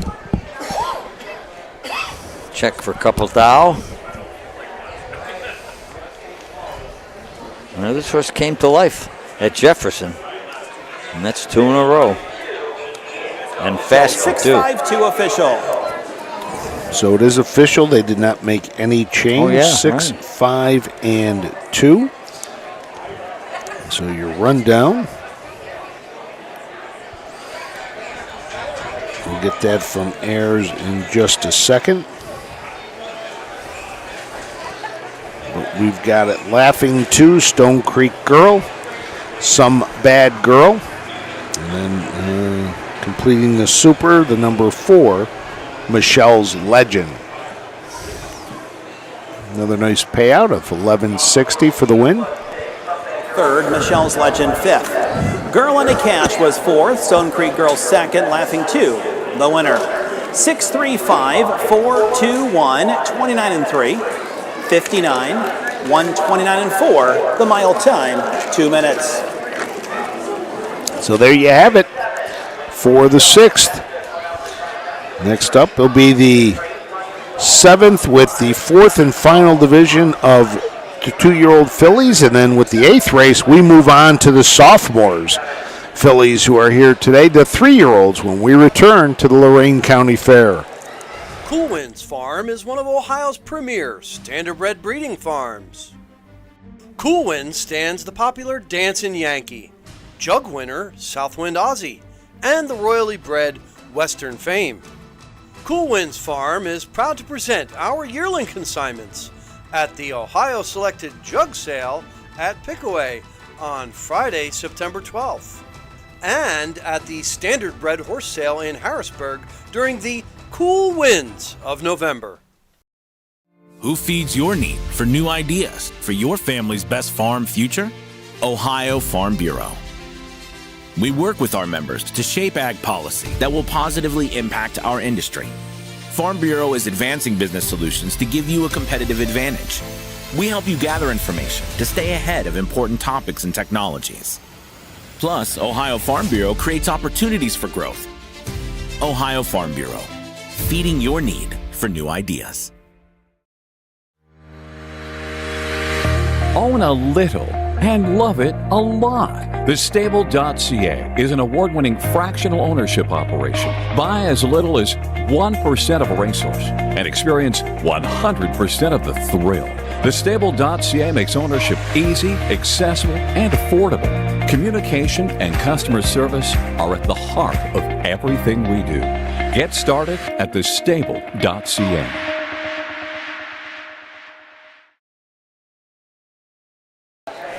Welcome back to the Lorain County Fair. And hey, Bob, I want to show you this. This gentleman just came up and handed me his passport, okay, to do it. And I'm not going to say who it is because we don't want people to protect his identity. Yeah, take a look at this. Here we go. All these horseshoes. Look at that. Wow. Look at that. Look at that. Is this your first year doing it? This is a harness racing fan. Thank you for being out at these fairs. We appreciate it. Coming back tomorrow, you don't have to. You already got the stamp. Wow. There you go. Unbelievable. That is great. Wow. What is the record? Do you know? I don't. We've only done this only our second year. Oh, okay. Okay. I think you have the record, Frank. I'm not sure about that, but we're talking a little bit about the Summit County Fair. I'll never forget my first time. When we started live streaming these. So we did the Summit County Fair, and I'm not sure if it must have been 20 or 21. Excuse me, I got something in my throat. But we were set up in the dining room area upstairs. That's where we were. We were set up there, and it was myself and a young gentleman running the camera. It was only me, so you know how many races. No. So that was the first thing. So we're doing it. And we're done. It's midnight, 10 after, 15 after. We're wrapping up the equipment, and they turned out the lights. Pitch dark. It get dark in there. And so, we got our phones we're trying to get. All of a sudden, security comes up and is like, what are you guys doing up here? Well, we're trying to clean up here. And he goes, I'll go see if I can get the lights back on. By the time he did get them on, we were wrapped up. But it was just like... Holy jeez, and when you do that fair, you earn your money that night, that's for sure. Hey, Frank, don't call next year. I wish somebody would speed him up over there. The guy behind us running the camera, Yeah. I wish he had a little say in that. He walked out early with a big smile on his of course, face. because he saw you guys sitting there. Yeah, exactly. Yeah. He was on his way home. Speaking of long cards, what's your record fair number of races?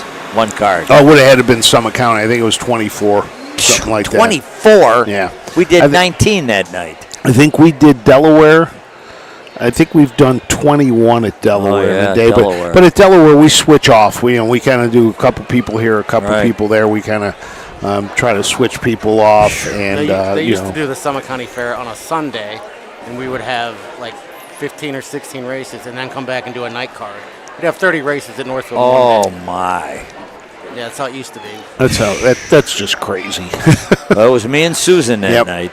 Ooh, and Matt. Thank God Matt chirped in every so often, too. Now, the good thing is we've done the Summit County Fair from the closet a couple of times. Up in the press box. Upstairs, that little closet that they use. Claustrophobic in there. Steve is very nice. He tries to clear it out the best he can when we did it, but wow, that's it's an old equipment closet that's in there, and you get claustrophobic in there. There's no air movement. It's hot. It's now who else has races? Scioto has the fair races, state fair races. Scioto does the state fair races. MGM this year will have the Ohio Fair Championships coming up. Dayton will do the Montgomery County Fair races. Right. They do that at, I think it's 11 in the morning on a Sunday or 1. I'm not sure what post time it is. And then Dayton will have the Ohio Sire Stakes this year. And they will also have the Buckeye Stallion Series. Okay. So let's go up to Ayers for the call of the 7th. Here are the horses for race number 7. Win, play, show. Exacta, Quinella, trifecta wagering here in the 7th race. Put Ryan Stahl on the 5. 1, Talented Daisy and Charlie Myrick. 2, Rose Run Bridget. Emmanuel Miller's up. 3, Jasmine's Diamond and Elliott Deaton. 4, Magical Gold, Jason Thompson. And the 5, Muscle Money, driver change, Ryan Stahl in the sulky. So let's take a look at these 5. Race, Ryan Stahl on 5, win, play, show. Exacta, Quinella, trifecta wagering. So here are the 5 for the 7. The number 1 is Talented Daisy. Charlie Myrick drives for the Second Chance stable. He is also the trainer. This is a long Tom out of the Tom Ridge mare Agenda Tom Ridge. 6 starts, 2 wins, and 2/3. $16,000 purchase. Last time out, raced over at the Meadows, finishing 3rd. Has hit the board now in 4 straight. The 2 is Rose Run Bridget. This one cost $16,000 at the sale. 6 starts, has hit the board in all 6. 1 win, 2 seconds, 3/3. Races for the team of Anthony Miller of Dundee and Hagerman Racing of Mount Vernon. Herman Hagerman, trainer, part owner. Emmanuel Miller will drive. And the win came at Scioto Downs in the Buckeyes Stallion Series. Is that right? Yep. Yeah. It won in 201 and 2 back in July. The number 3, the overwhelming favorite at 2-5 is Jasmine's Diamond. Gary Martin trains. Elliott Deaton will drive for owner Sue Stockwell of Geneva, Ohio. This is a Muscle Diamond filly out of the Muscle Mass mare Jasmine Volo. 6 starts, 5 wins, and a second. Earnings of $16,499. Has won 3 in a row. Had a second place finish at Northfield and 2 wins prior to that. Doesn't like that commercial track. Only came up in second. Loves the fair tracks. Right. 4, Magical Gold. Trainer Scott Cox, driver Jason Thompson, a $15,000 auction buy. Races for the partnership of Mast, Eden Acres, Green Wave Racing, and J-Mast. Still looking to hit the board for the first time. 5 starts. Closest it came was a 4th place finish at Scioto in the Buckeye Stallion Series. The number 5 is Muscle Money. Ryan Stahl drives for Scotty Reed. This is a ready for money that Scotty owns. out of the mare I Want My $2. 5 starts, 3/3. Stayed flat last time out at Jefferson, finished third the 4 races prior to that, all breaks. Well, the fans think the 3 is pretty unbeatable. Bet down to odds of 1-2, and looking at the form, it's 3/4 of a length short of being perfect, 6 for 6. It got beat at Northfield Park. That was the Summit County Fair night. She got beat 3/4 of a length, but has come back and won 3 in a row. Currently second in the Fair Championship points. This the 4th division. Total purse $15,168. This purse, after the split, $3,792. We were talking about the partnership of owner Sue Stockwell and trainer Gary Martin. They seem to find horses for bargain prices and turn them into big-time winners. This one's on its way. They bought it for $5,500, and after 6 starts, they've almost banked $17,000, and they're favored to add to it today. Got to ask them what the secret is. $1 short of tripling their money. Not too bad. You know, somebody told me once guys would go to breeding farms and watch the weanlings and the yearlings. They would just sit in a chair all day and watch them race around the field, see which ones are leading the pack, who are the aggressive ones, and they try to buy those. Yeah, well, that's, sometimes you find that alpha out there early on, the one that takes control. I was having an interesting talk, as I said earlier today, with Corey Day-Ehrman about what it takes. When you're in the baby game, you're buying it as a yearling, you're feeding it for 7 months, then you're taking it and you're training it, you're still feeding it, you're paying to train it, you still don't know if it's ever going to get to the track, and there's a lot of investment into that. Better believe it. Hope you're ready to go.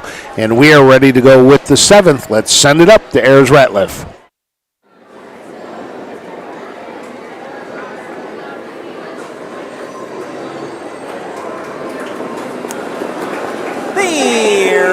And Toronto, and it's Talented Daisy on the inside. Rose Run Bridget is there in second. Jasmine's Diamond is an early third. Getting away fourth is Magical Gold. Muscle Money is the trailer.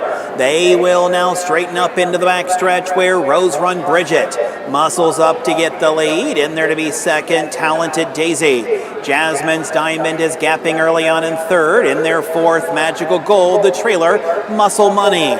They went by the opening quarter here in the leader. Is Rose Run Bridget in 31-1. On into the turn they go. Talented Daisy is there in second. Over there to be in third.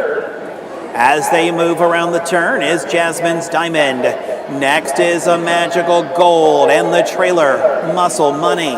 They straighten away and move down here to the halfway mile mark of the race, and Manny Miller is applying the brakes to these. It's Rose Run Bridget. They're in second, Talented Daisy. Here comes Jasmine's Diamond. The heavy favorites now on the move on the outside for Elliott Deaton. They went by the half in 104. Out there next is Magical Gold and Muscle Money trails as they circle the turn to the backstretch.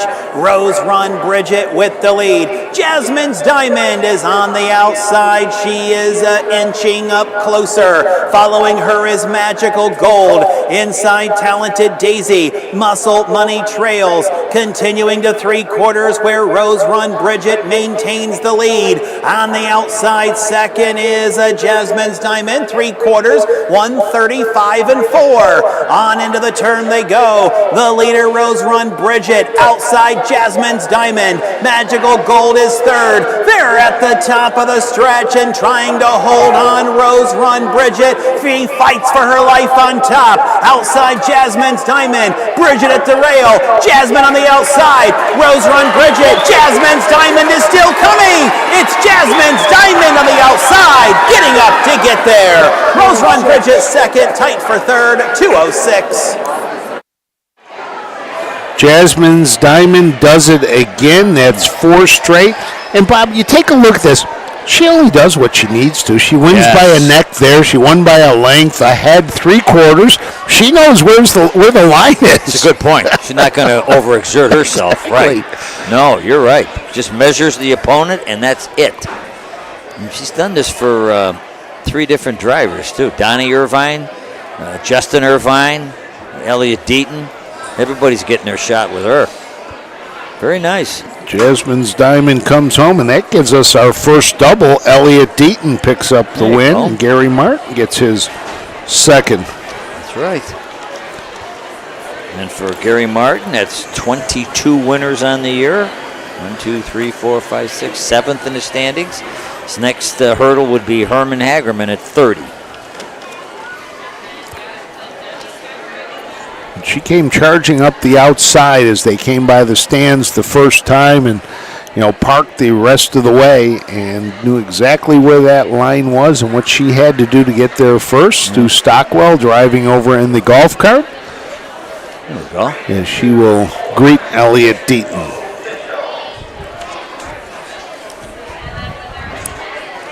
There she is.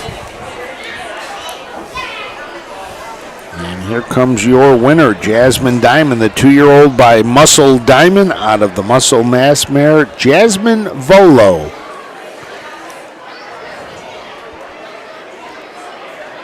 Yeah, we're going to have to give Sue a call and see. She'll tell us some of the secrets. The 3, Jasmine's Diamond, a 2-year-old bay filly by Muscle Diamond. Out of Jasmine Volo by Muscle Mass and by Sue Stockwell.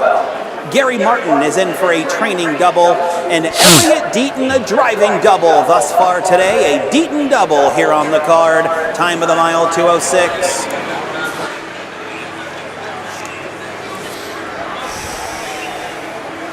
With the rest of the rundown from Ayers. Bridget second, Jasmine's Diamond the winner. Magical Gold was third, Muscle Money fifth. 4, 2, 1, 3, 5, 31 and 1, 104, 135 and 4, 206. So there you have the 6th. That completes our racing for the 2-year-old fillies today. Okay. So the 2-year-old fillies are complete. And next up we will have the 3-year-olds will take the stage, the first of 3 divisions for 3-year-old filly trotters when we return to the Lorain County Fair in Wellington.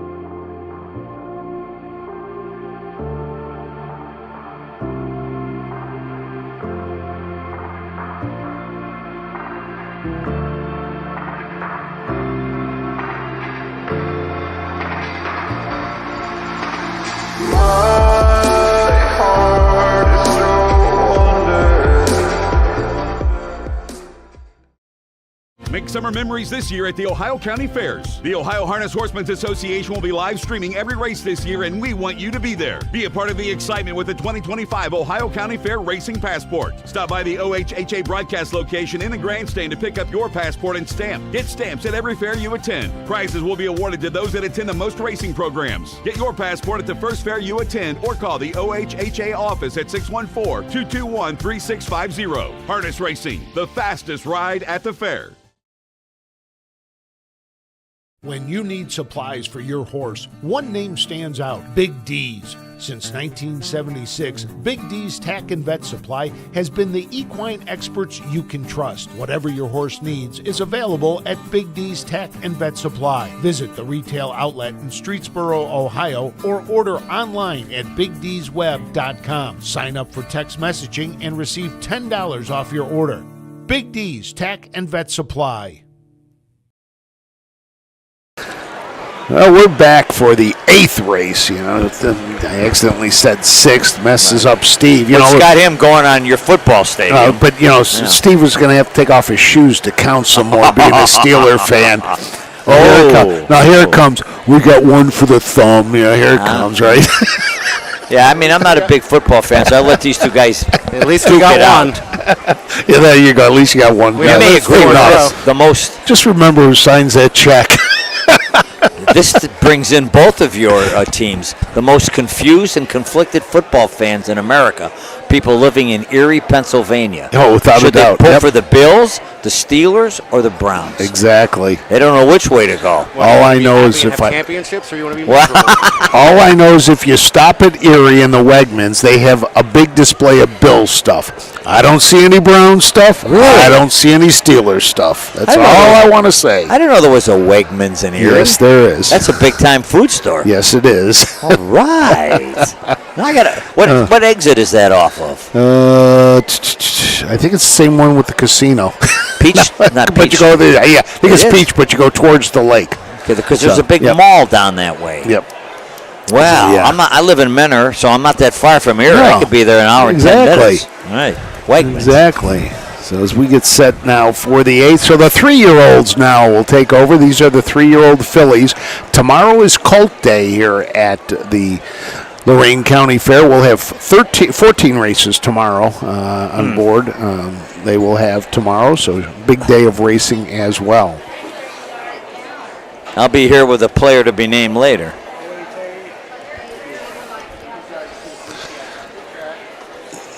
So as we get set for the next one.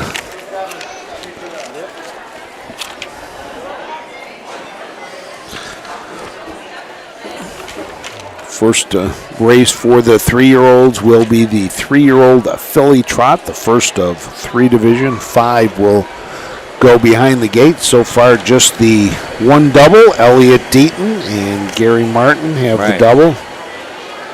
I don't think they're done for the day, but let's take a look. We're getting ready for the post parade. I know, I think Elliott's got at least one more drive later on in the card.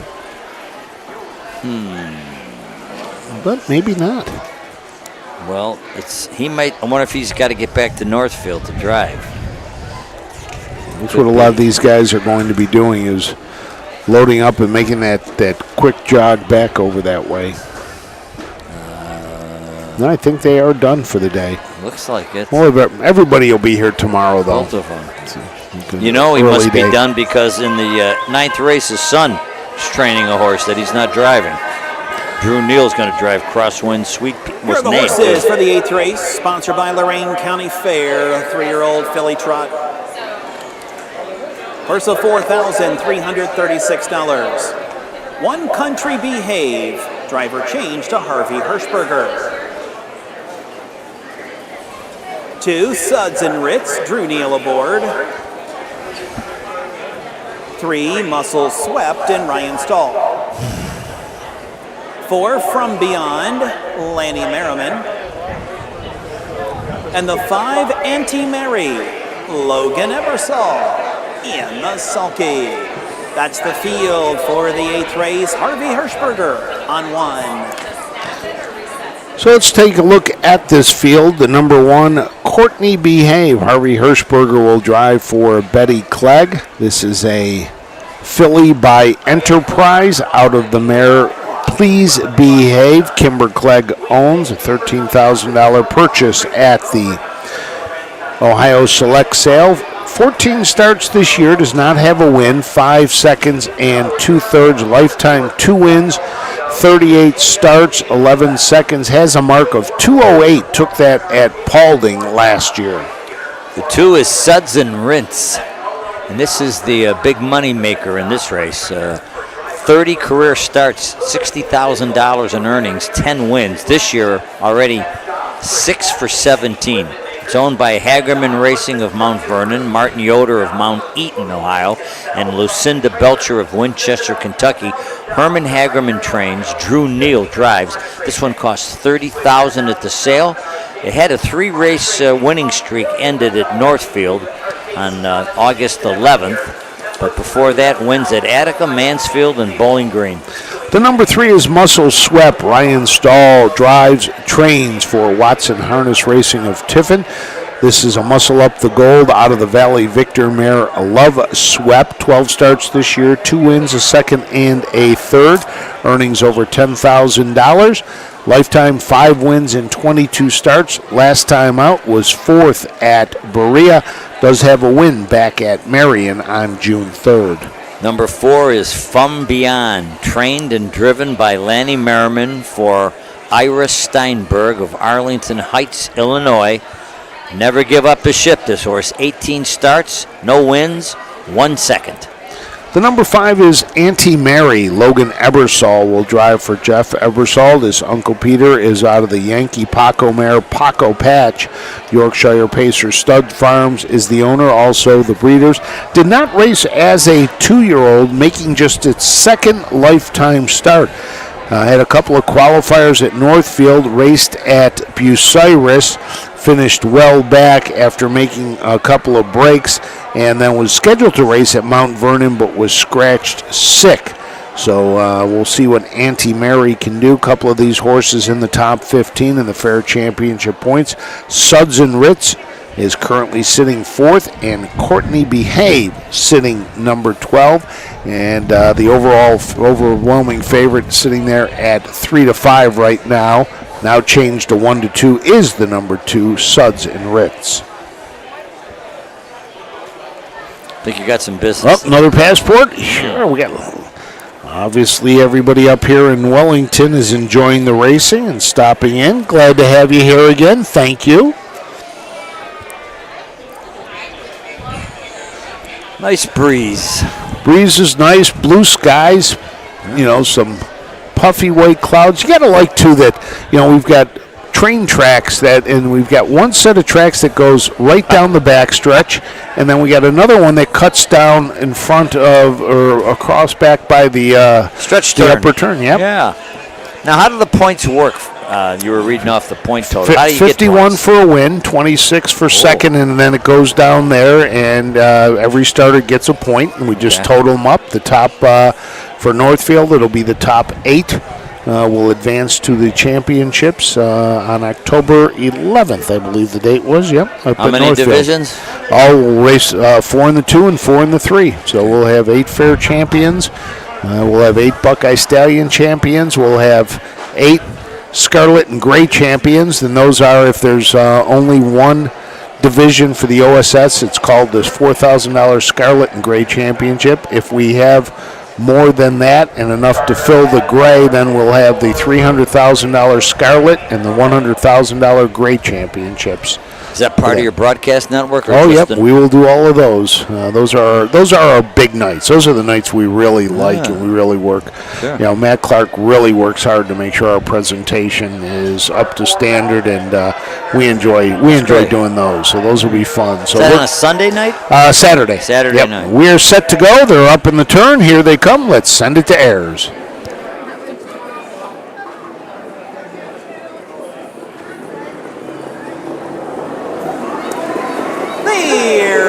And trotting and going out there, Suds and Ritz is looking for the lead. Ian there to be second is Muscle Swept as they move around the turn. Country Behave is in third.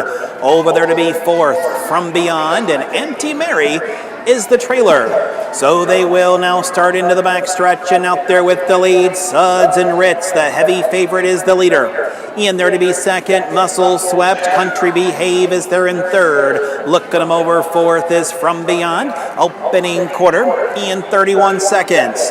On into the turn they go, Suds and Ritz. Out there and on the lead, Muscle Swept is there in second. Still in their third, Country Behave as they move around the turn. Fourth is From Beyond, and Anti-Mary is the fifth of the 5. They're in single file, all behind the heavily favored Suds and Ritz.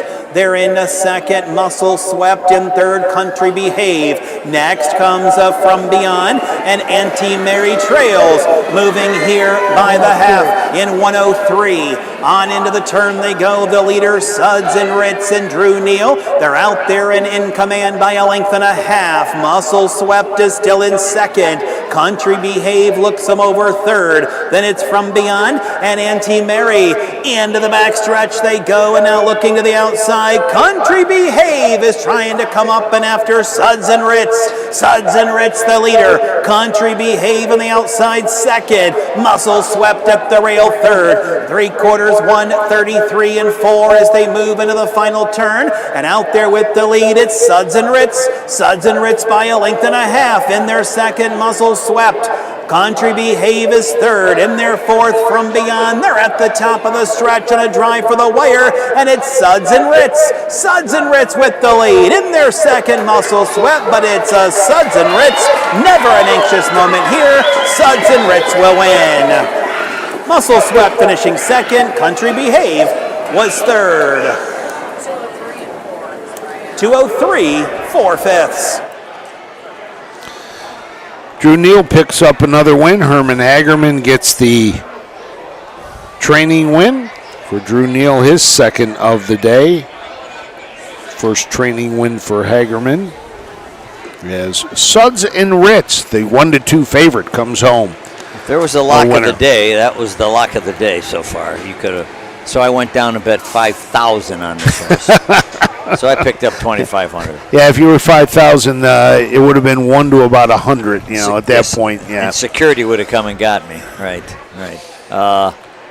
For Drew Neal, his second win, like you said, he's now opened a 10-winner lead over Hank Levan in the Drivers' Derby for 2025 at the Fairs. 77 wins to 67 by my figures. We'll see. For Suds and Ritz, 11th lifetime win in 31 starts. With the win, earnings will now jump over $62,000. Finished third in the Buckeye Stallion Series last time out. And comes back to the Fairs where it had won 3 straight, so that's now 4 out of 5 on the fair circuit. It's only 3. She's only a 3-year-old, so things look good here. By What the Hill, out of a Chapter 7 mare. Nice. Race number 2, Suds and Ritz, a 3-year-old bay filly by What the Hill. Out of Bubble and Ritz by Chapter 7, Oh My Hagerman Racing. Martin Yoder, Lucinda Belcher. Herman Hagerman is the trainer. Drew Neal, the winning driver. For Drew Neal, that's a double on the card. This one home 2:03 and 4, sponsored by Lorain County Fair.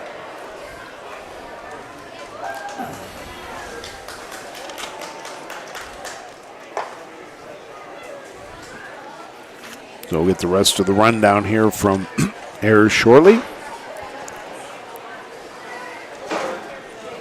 As the race has gone official.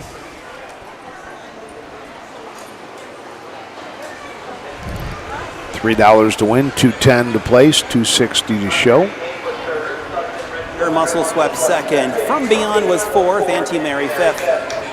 3, 1, 2, 4, 5, 31, 103, 133 and 4, 203 and 4. So there you go, the rundown of the 8th. Next up, we will have the 3-year-old Philly Pacers, first of 2 divisions, going for $6,512 when we return to Wellington, Ohio, and the Lorain County Fair. History, tradition. For over 100 years, 2- and 3-year-old trotters and pacers have started their careers on the tracks of the Home Talent Colt Stakes. See the future stars of Ohio harness racing at one of the Home Talent's 15 tracks. The stars of tomorrow are racing at a track near you today. The Home Talent Colt Stakes. You can't win them if you aren't in them. Dublin Valley Farms, home of Volstead Sire of 2024 Ohio Horse of the Year Sugar Instead. Also standing at Dublin Valley Farms, Slay, a promising young son of Chapter 7 and Coach K Hanover by world record holder Walner. Looking for your next winner? Dublin Valley Farms and our clients are offering an exciting lineup of yearlings with current and fashionable pedigrees. Available at public auctions this year. Backed by a team that cares, Dublin Valley Farms, Fredericksburg, Ohio.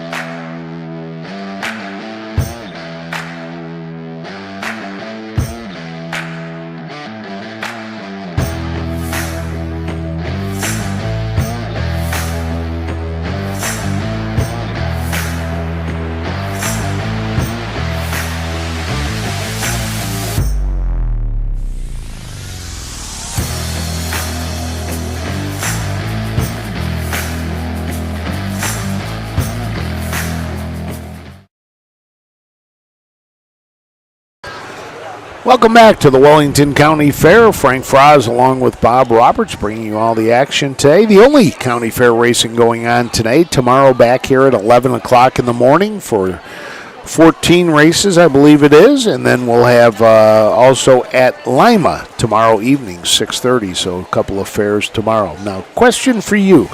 You said you're more of a thoroughbred better than a harness better. Why is that? Harness racing seems to be too consistent. The distance are always the same, and the fields are like at the county fairs are short. But I did like betting a little bit of Woodbine because it's Mohawk. Mm-hmm. Is that 7/8 or 3/4? Yeah, I think there's 7/8 track. I saw a lot of action there, but on half-mile tracks it's pretty consistent. But I have a friend of mine who lives and dies betting Northfield. He loves it. He loves betting half-mile racing.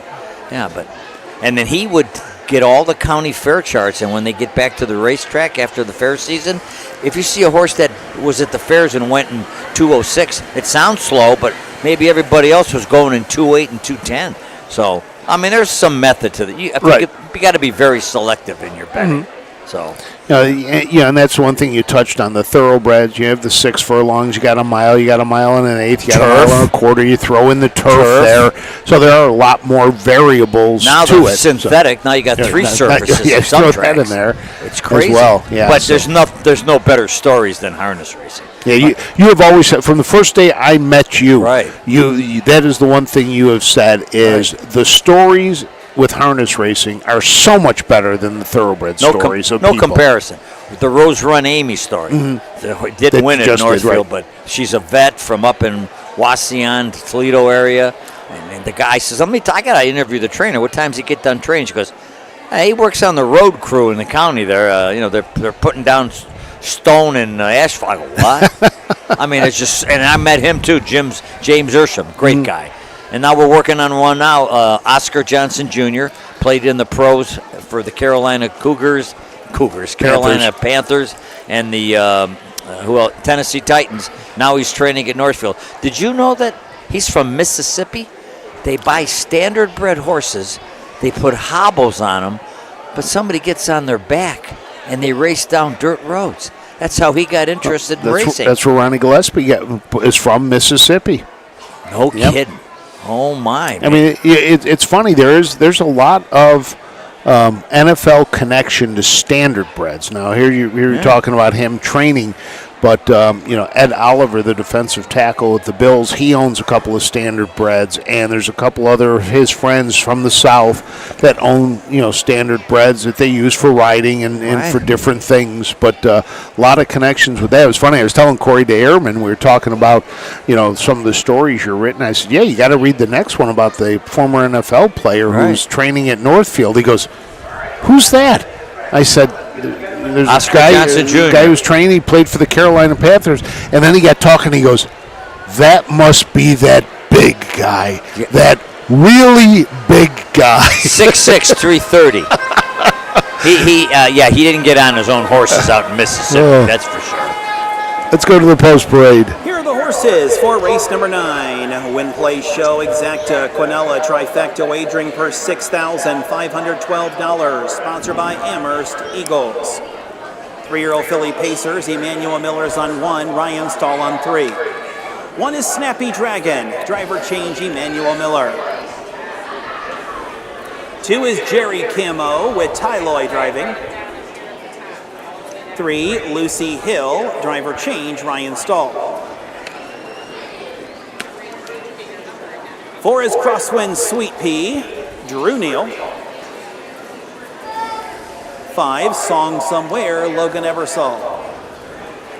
And the 6, Truly Old Times, Jason Thompson in the sulky. That's the field for race 9. A win, play, show, exacta, Quinella, trifecta, wagering. Emmanuel Miller on 1, Ryan Stahl on 3, here in race 9. Let's take a look at the field. The number 1, Snappy Dragon.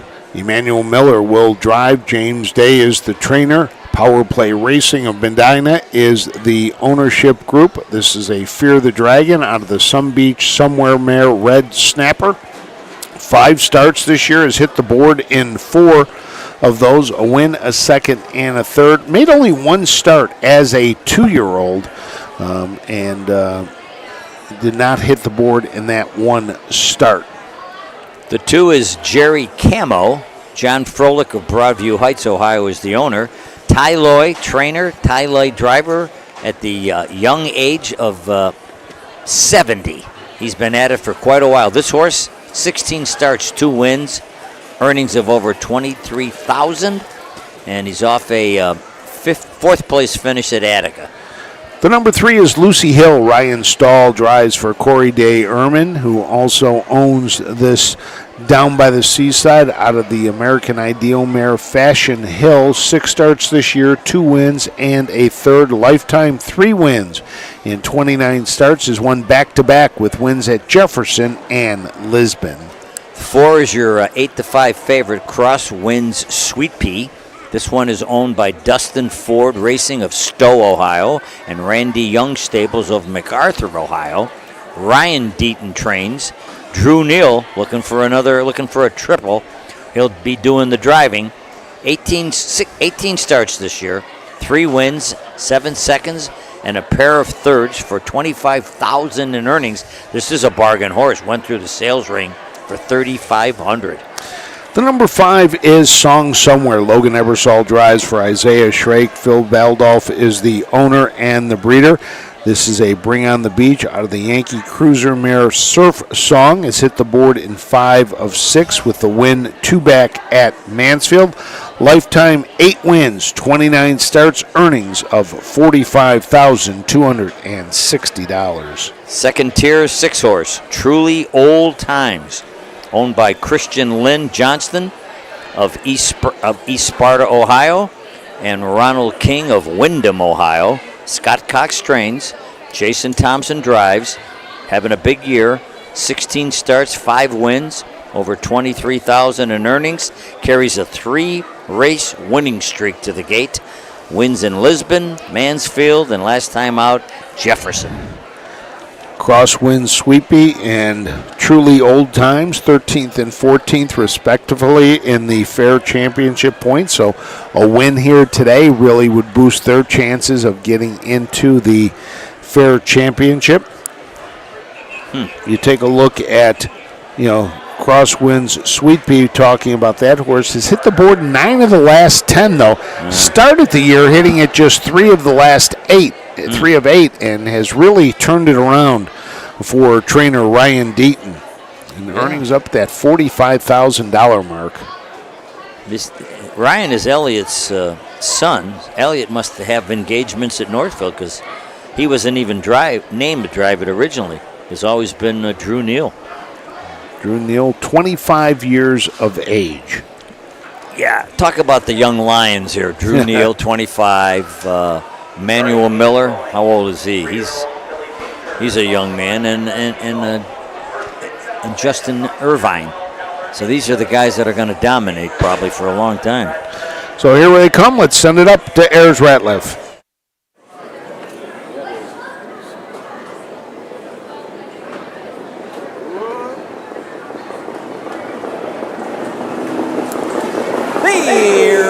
And pacing, and Jerry Camo goes out there looking for the lead for Ty Loy as they move around the turn. Lucy Hill is on the outside. Out there to be next is a Crosswind Sweet Pea. Next is Snappy Dragon fourth. In there to be fifth is Song Somewhere, and Truly Old Times is the trailer. So they move on up the backstretch, and Jerry Camo on the inside. Lucy Hill on the outside wants the lead. They go by the opening quarter, and they get there in 29 1/5.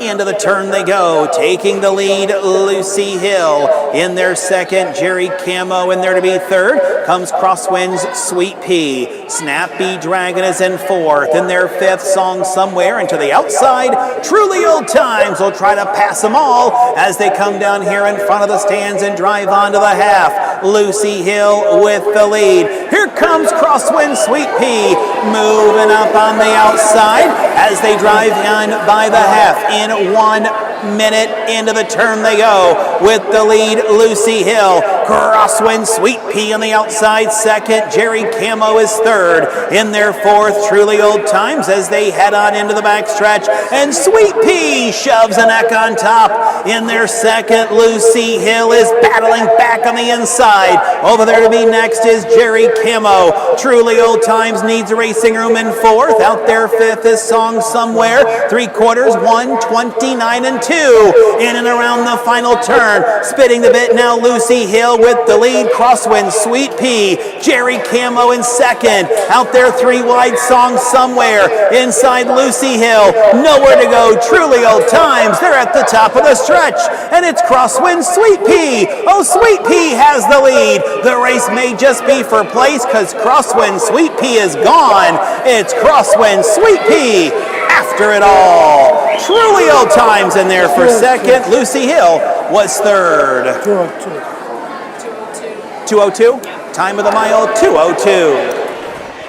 Crosswind Sweet Pea now 10 of 11 hitting the board, picks up its 4th win of the year in the 19th start of the year, 9th career victory. And Drew Neal had to go the long way coming down the stretch in front of the crowd for the first time and heading there. He had lots of horse. Lots of horse. Randy T. Young Stables. There goes Randy making his way to the winner's circle. Told Randy before today, I saw him and I said, you shouldn't have named the horse Crosswind Sweet Pea. The way it's racing, you should have named it ATM because it's just, he's cashing check after check after check. Where's MacArthur, Ohio? Down in southeastern Ohio, so he is a long way from home. Down in the Hocking Hills area. Really? Yeah. So Randy is one that you will always see out when his horses are racing. He tries to get out there and see them. Is he over there? Yeah, he's making his way down his. He was leading that group of about 10 people that were making their way down to the. From the stands. The winner's circle from the stands. Yep. Yeah, next time I see him, I'll have to tell him, sit closer to the winner's circle, on the other end. So that's Randy in the kind of light blue, green shirt, the seafoam color shirt. I think if I had a horse racing here today, I would, I don't know who would stop me, but I think I'd go in the infield and climb those infield bleachers, and I'd watch them coming and going. Yep. What the heck? There's nobody out there. Maybe they're not allowed? I don't know. No, you can get out there. Yeah, what the heck? So there is your winner. Let's send it up to Ayers.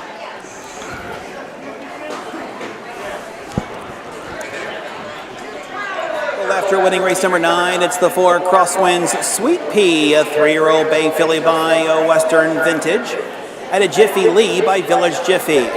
On my Dustin Ford Racing and Randy Young, Ryan Deaton is the trainer.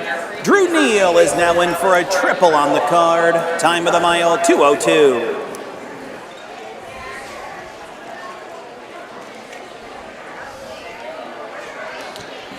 Drew Neal picks up the triple, takes over the driving lead here today from Elliott Deaton.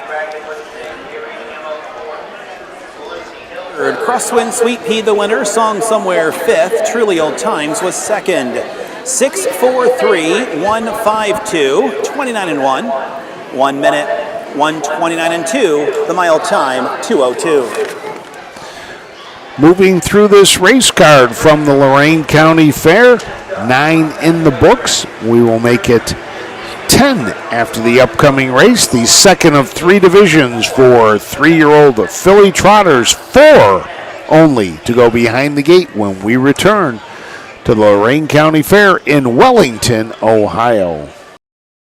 Midland Acres is proud to stand the prominent stallions, TCI, Long Tom, Ready for Money, Monty Mickey, Summa Cum Laude, and Bit of a Legend. With such great pedigree and speed in the stallion barn, Midland Acres will provide a diverse group of top yearlings in the sale ring for 2025.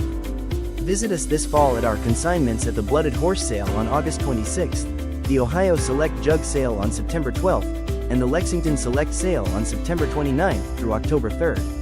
Let Midland Acres experience in the industry lead you to the winner's circle. The future is bright in Ohio. Ohio Sire Stakes, Buckeye Stallion Series, 66 county and independent fairs.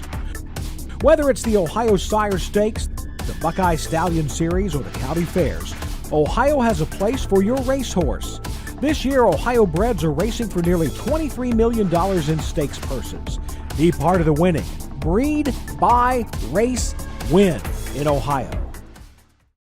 This September, the thrill returns to Delaware, Ohio. It's the Little Brown Jug. World-class harness racing, heart-pounding action, and unforgettable fun. Join the tradition. Feel the roar. Be a part of history. We have several hospitality and ticket options, including the new Jug Social Club. Please visit littlebrownjug.com or call 1-800-DEL-FAIR. The Little Brown Jug, where champions are crowned.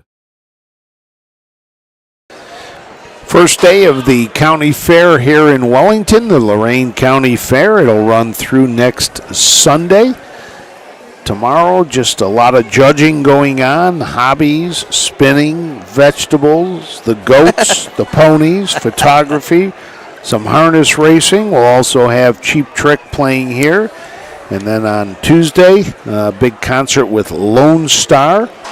Kids Day is Wednesday, so the gates open. Special activities throughout the fairgrounds for all of the kids. They also have the miniature horse pull going on, the Ohio State Tractor Pulling Association Tractor Pull. Then on Thursday, always a good one, Senior Citizen and Veterans Day. Senior citizens 65 years and older get in free. Veterans with military personnel with their idea free all day as well. They'll kick it off with the counter, end it the day with the county tractor pull. Friday, it's the NTPA Grand National Pull. Then you have the, on Saturday, you have the livestock auction for the market beef and the market hogs, combine derby and the pickup truck derby. And then next Sunday wraps it all up, the demolition derby at 4 o'clock here in the grandstand. So if you're in the area and looking for something to do, or if you're anywhere in Ohio and want something to do, attend your local county fair. It really is a great event. You get out and see some of the, the agriculture that is taking place in all of these counties. The rural counties, very agriculture oriented, but I'll tell you, you get into some of the urban fairs as well. The Franklin County Fair, Columbus, which is held in Hilliard. You've got the Lorain County Fair, the Cuyahoga County Fair. These county fairs, offer a lot, and you get to go out there and see the 4-H projects that these kids work on, eat some great food, and just it's a good time. I never realized that some of the fairs take it so seriously that there's no school. It's called fair break for the week, right? Because all these kids that are working on these projects that they've been working on all summer to show their cattle, to show their pigs, their goats, their chickens, whatever it might be, miss school and head over to the fairgrounds to show them. I think it was Lancaster Fairfield County? Yes. There's no school there for the week, right? So they shut down, bring everything out there. In fact, you talk about Hank Levan. Hank Levan used to be, he was at Ohio State. He used to teach the judging classes for county fairs and was a judge at a lot of these agriculture things. I saw a girl at the Fairfield County Fair. We're getting ready to judge chickens, I guess, and she had a hairdryer. She was blow drying the chicken, making them look good. Yeah, making them look good. Right. Yep. In fact, we were at the Ohio Harness Horsemen Association. We were at the State Fair this year and teamed with Kroger and a number of other organizations, and we brought the Grand Champion Market Goat. Combined to buy. Really? Combine the goat, a way to give back into agriculture, and they set a cap on how much, the shower, the kid who's showing it earns, and any money over that the animal might go for goes to scholarships down the 4-H program. So, a lot of support of the 4-H, and it comes down to it. It's all about agriculture. It's the county fairs. It's all about agriculture. And the one thing that's amazed me in all the years that I've been doing this now, is driving the back roads to get to these county fairgrounds and just seeing the amount of farmland that we have in this state and the work that these farmers put in to get the crops in the ground, get them to grow, get them then to market. It's just, it's amazing. Yeah. So let's go to the post parade for our 10th. Horses are on the track and they're preyed onward for race number 10. Second division, 3-year-old filly trotters. Purse of $4,336. Win place, exacta, trifecta wagering. Emmanuel Miller is on 1, Logan Eversole on 3. 1 is a long way, driver change, Emmanuel Miller. 2 is Tom's Julie, Mike High is driving. 3, Miss Snickers, driver change, Logan Eversole. And the 4, Promise at Dawn, Jason Thompson and the Sulky. That's the field for the 10th race. Emmanuel Miller 1, Logan Eversole on 3. Short field, just 4 horses here for the 2nd of 3 division for the Home Talent Colt Stakes. 3-year-old filly trot, the number 1 along the way. Emmanuel Miller drives for Miles Willems, who will look for his 2nd win on the day. This long-time filly is out of the mare Victorious Broadway. Robert Klein of Millersburg owns. 8 starts this year, 3/3. Last year, 7 starts, 3/3. Still looking for that first victory. A maiden comes in here. Does have a clocking of 159 at the Meadows back in June. The 2 is Tom's Julie, owned by Donald High of Cardington, Ohio. Trained and driven by Mike High. This one's 1 for 7 this year. The win came at Bucyrus on July 17th. Win easy. Went down there in 2:06 and 4. And we'll see what happens today. The number 3 is Miss Snickers. Logan Eversole drives for Isaiah Shrake. This is a filly by Band's Gold Chip out of Lonesome Pride.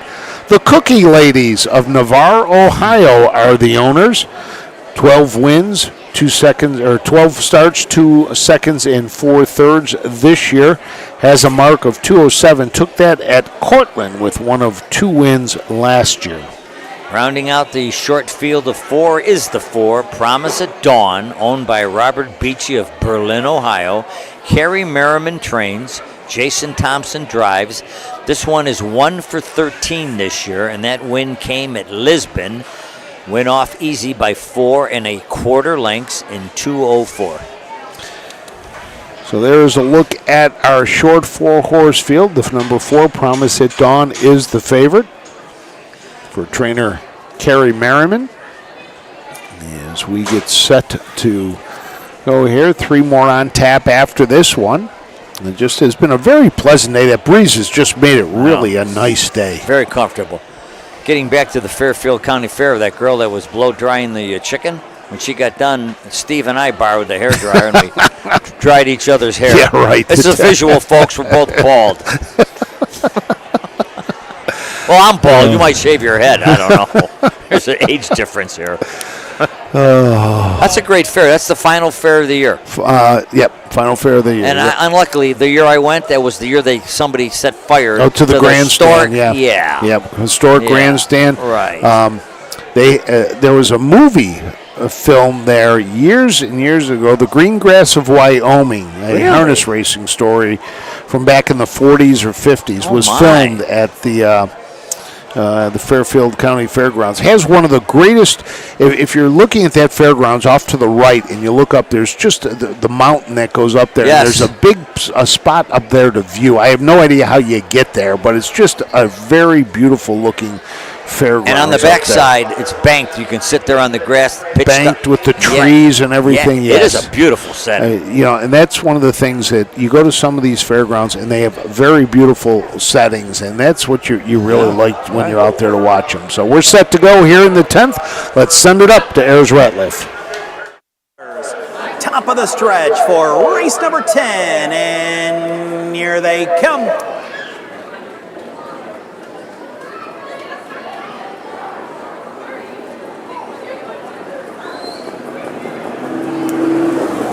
They're off off into trading, and Tom's Julie pushes the gate away. Up on the outside, Promise at Dawn as they move around the turn, and Promise at Dawn high-stepping it from the outside, moving out there to get the lead. Tom's Julie is there in second. A Long Way is there in third. And the trailer, Miss Snickers, as they move on up into the backstretch, and the leader is Promise at Dawn. The heavy 1-2 shot leads the way by 2.5 lengths. Tom's Julie is there in second. Over there third, A Long Way, opening quarter in 30 seconds flat. Into the turn they go, and the leader is Promise at Dawn, who now leads them by 3. Over there second is Tom's Julie. A Long Way is to the outside there in third, and Miss Snickers, fourth of the 4. As they straighten away and move down here to the halfway mile mark of the race, we see the white ears of Promise at Dawn as she high steps it out there by a 2.5. On the inside, Tom's Julie is there in second. Up on the outside, A Long Way third. Halfway home, 1 minute, 1/5.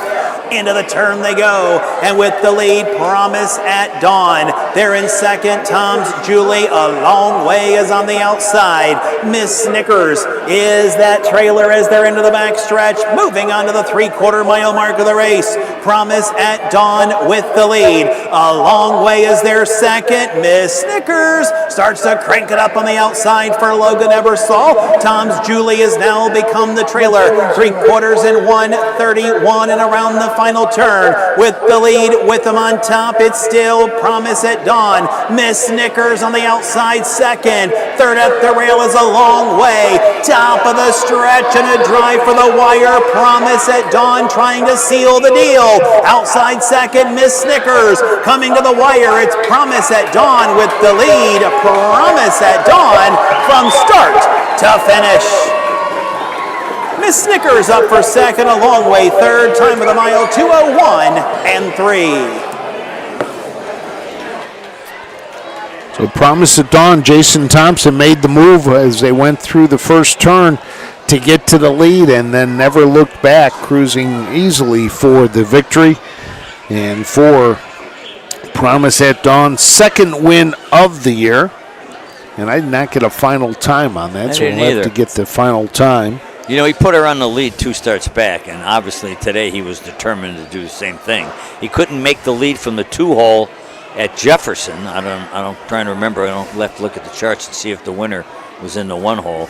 But nice race, and Miss Snickers, she gutted it out for second. That was a pretty big effort too. Yeah, it looks like Promise at Dawn likes the lead. Put her on the lead, and she can go.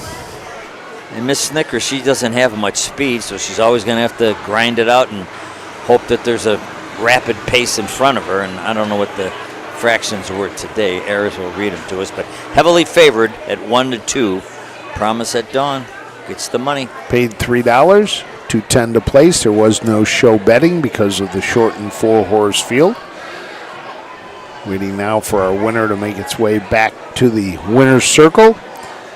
Very easy to see your winner. Promise at Dawn.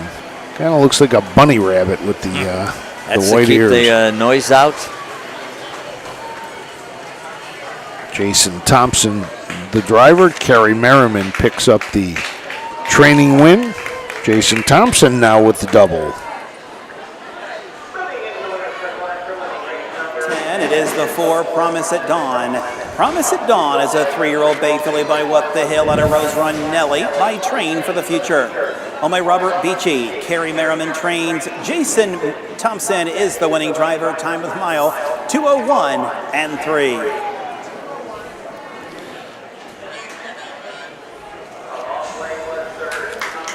Fourth, Miss Snickers second, Promise at Dawn, the winner.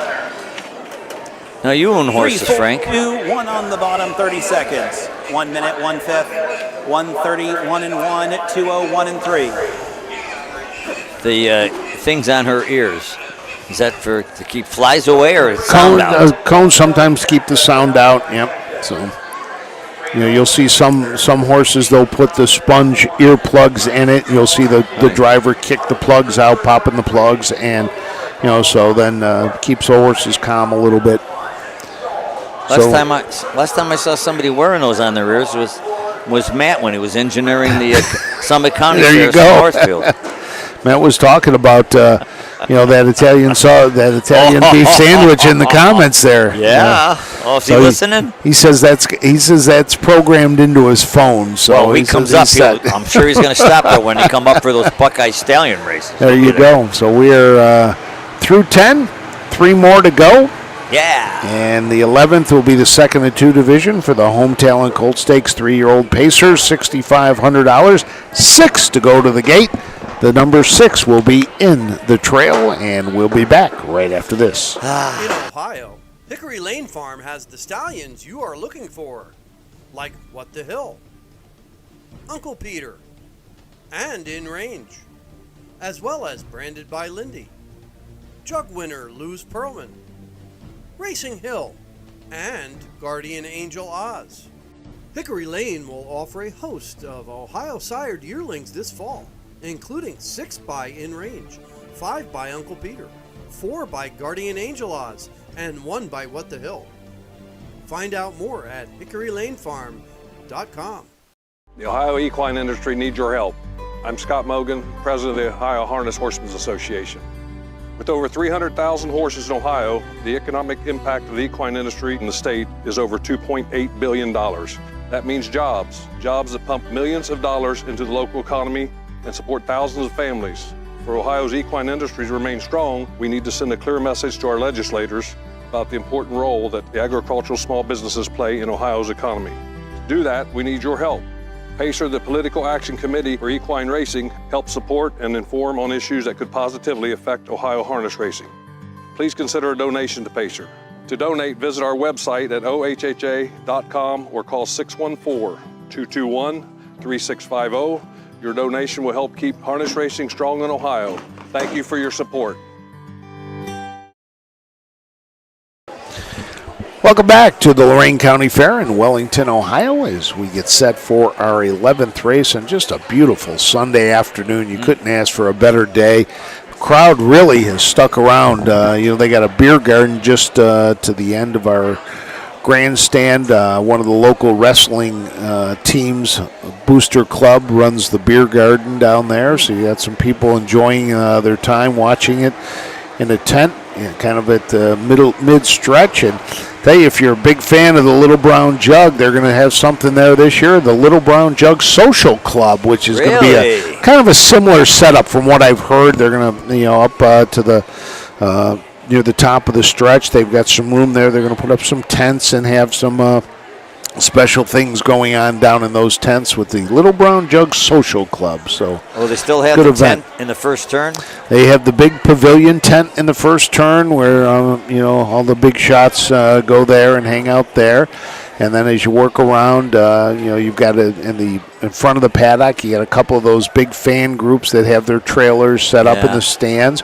And then they've got a tent along the back stretch. And then around the final turn, you get all those people and all those fans in front of those barns down there. Just a great experience. It's one of those events that if you have never experienced it, you've got to go just to try it one time. Even if you're go not on a fan, Tuesday or Wednesday. Just even go. if you're not a fan of harness racing, you're right.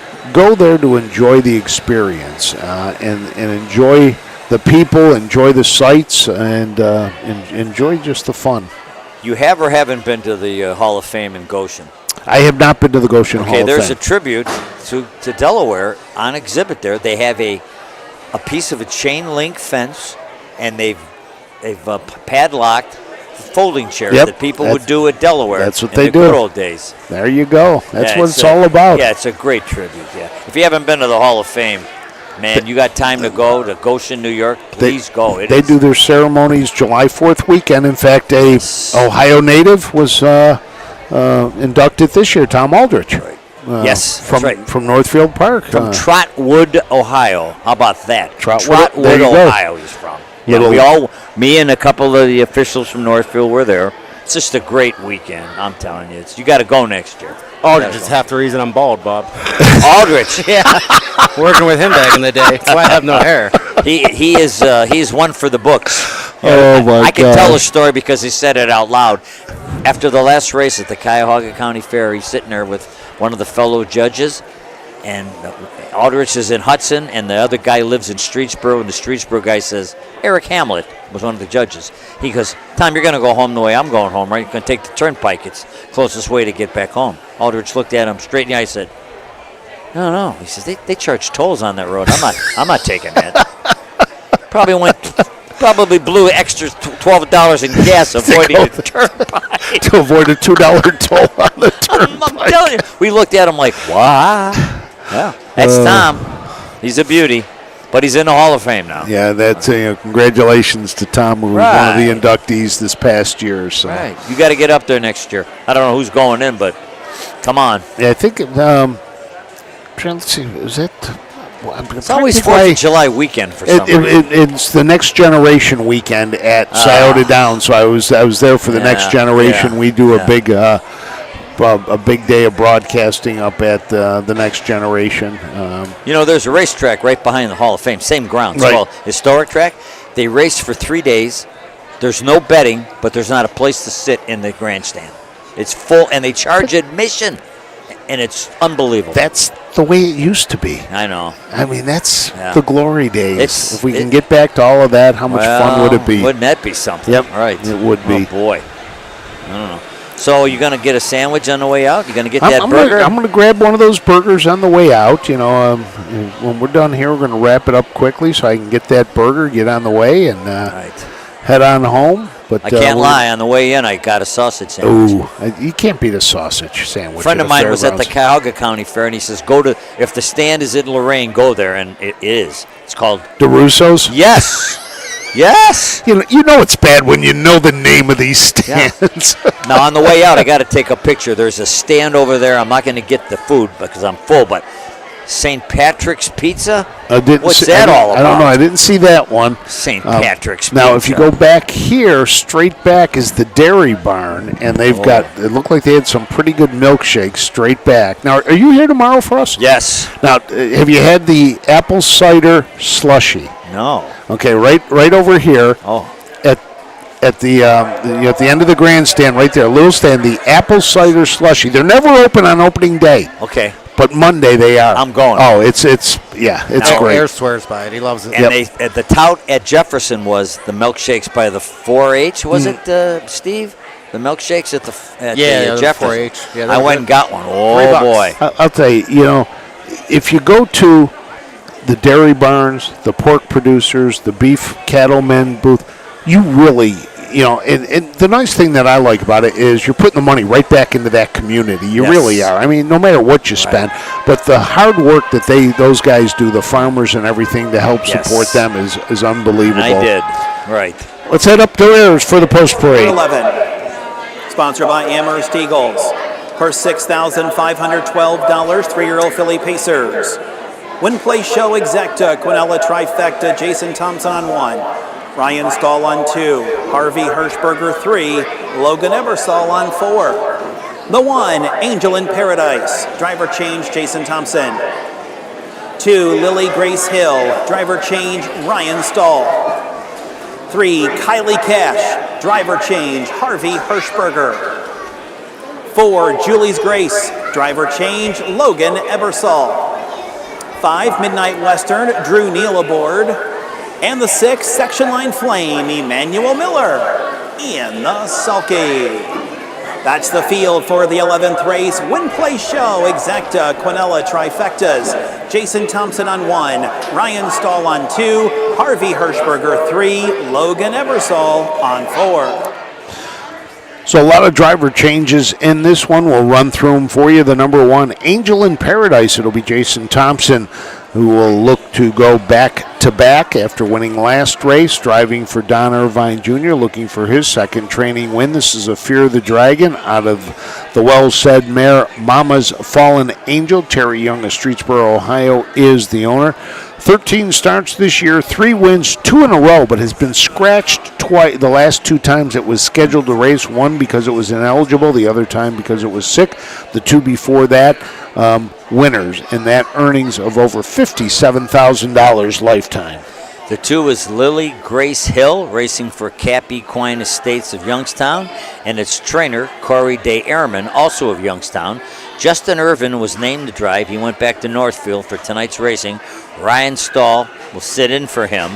This 3-year-old filly is 3 for 6 this year for $8,900 in earnings.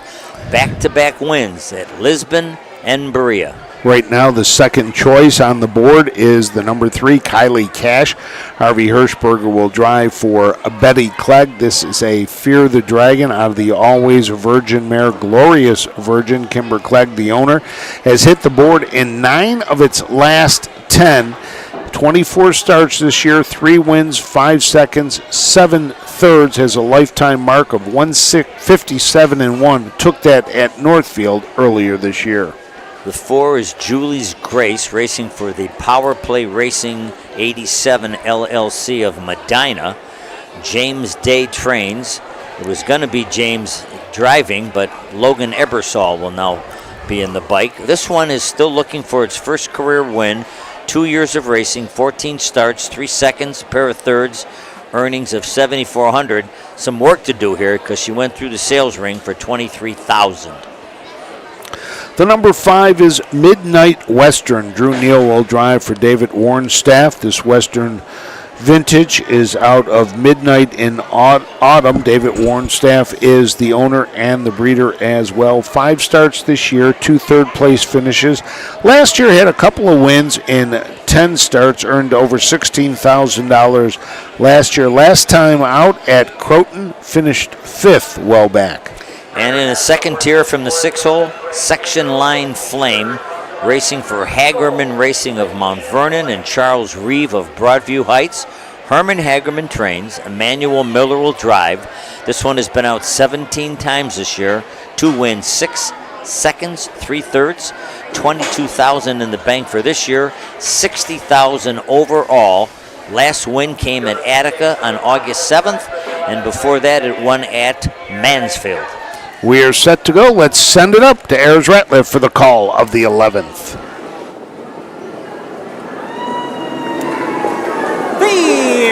Off and pacing a bit steppy at the start was Section Line Flame, and going out there looking for the lead, Angel in Paradise. Up on the outside is Lily Grace Hill, and Lily Grace Hill goes out there to get the lead. In their second, Angel in Paradise. An early third for Section Line Flame. Kylie Cash is in their fourth. In their fifth is Julie's Grace, and the early trailer is Midnight Western. Up the backstretch they go, and Angel in Paradise not content in the pocket. Jason Thompson goes out there to get the lead. Opening quarter in 29 3/5. On into the turn they go, and out there with the lead, it's Angel in Paradise. They're in second, Lily Grace Hill. It's Section Line Flame who's there in third. Kylie Cash is fourth. Over there fifth to Julie's Grace. The trailer is Midnight Western. Moving down here to the halfway mile mark of the race, Angel in Paradise. Out there wing-dinging on the lead. In their second, Lily Grace Hill. Section Line Flame is third. The half in 59 seconds. On into the turn they go. Over there now looking to the outside. Here comes Section Line Flame. She's third and on the move. Also trying to move from the back is Midnight Western. They straighten away into the back stretch, and it's Angel in Paradise on the inside. Section Line Flame is on the outside second. Lily Grace Hill is third. On the outside fourth is a Midnight Western. Along the rail is Kylie Cash. 3/4, 128 3. In and around the final turn, the leader is Angel in Paradise. Section Line Flame is still trying second. Lily Grace Hill is third. Moving to the top of the stretch and a drive for the wire. Angel in Paradise does turn first. Section Line Flame is their second. In third is Lily Grace Hill. It's Angel in Paradise. Angel in Paradise will win. Section Line Flame finishing second. Lily Grace Hill held third. 1:59 time of the mile. 1:59 for the mile, and your winner, number 1, Angel in Paradise. And all of these horses, except for Julie's Grace, had gone 59 at some point of their charted line. So right with that, the winner, Angel in Paradise, comes home the winner. Jason Thompson picks up another winner, so I believe that's now 3 on the day for Jason to tie him with Drew Neal. I think you're right. And Don Irvine Jr. will pick up another win, so he gets the double along with Gary Martin. Second went to Section Line Flame. The number 2, Lily's Grace Hill, was third, and rounding out the Superfecta, Julie's Grace. Interesting, that horse had not raced since the Summit County Fair on July 26th, but boy, they got her back in shape, huh? Had that scratch sick at Mansfield, then was ineligible at Berea. Comes back strong, ready to go after the break, and comes back a winner. 6-5 betting favorite.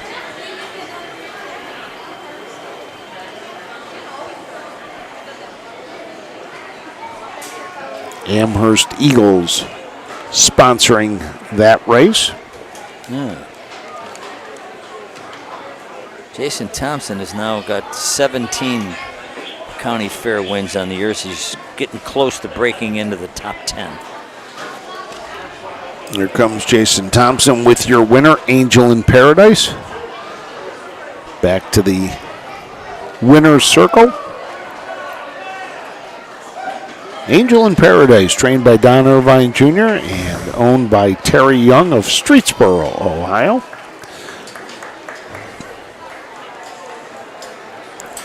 Waiting on the golf cart to get here. Looks like is that Don in the front seat? I can't really tell. No, I don't think that's him. Where is it? 11th race. It is the one, Angel in Paradise. It doesn't look like him. I know, I can't tell. By Fear the Dragon, Edamama's Fallen Angel by Well Said, by Terry Young of Streetsboro. Don Irvin Jr. in for a training double. Jason Thompson, a driving triple on today's card, 159, time of the mile. This one sponsored by Amherst Eagles. That's him in the red shirt. Yep. That's him.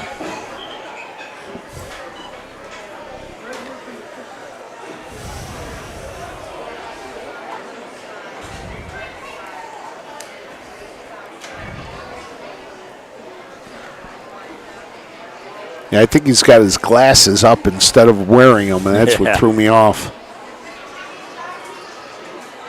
Quite the horseman. Hall of Famer.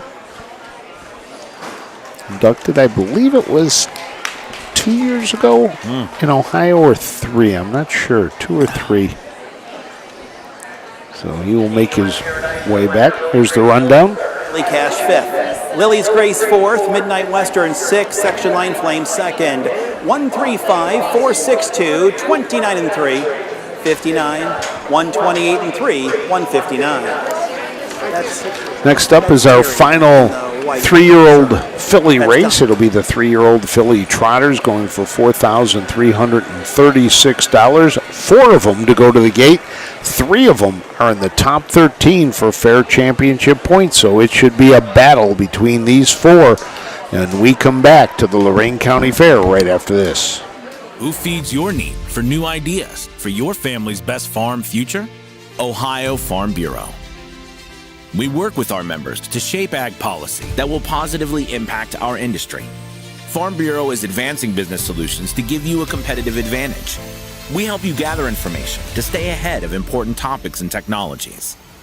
Plus, Ohio Farm Bureau creates opportunities for growth. Ohio Farm Bureau, feeding your need for new ideas.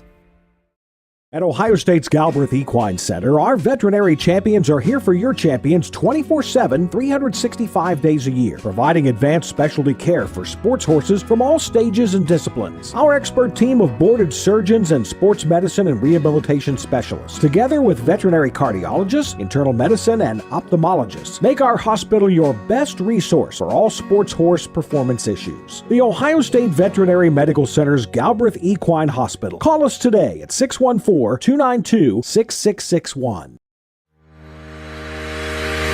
Own a little and love it a lot. TheStable.ca is an award-winning fractional ownership operation. Buy as little as 1% of a racehorse and experience 100% of the thrill. Thestable.ca makes ownership easy, accessible, and affordable. Communication and customer service are at the heart of everything we do. Get started at thestable.ca.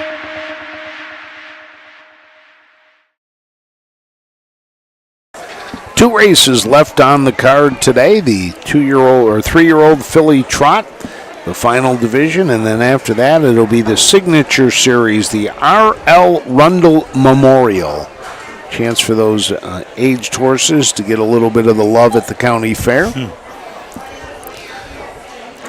4 horses in this race.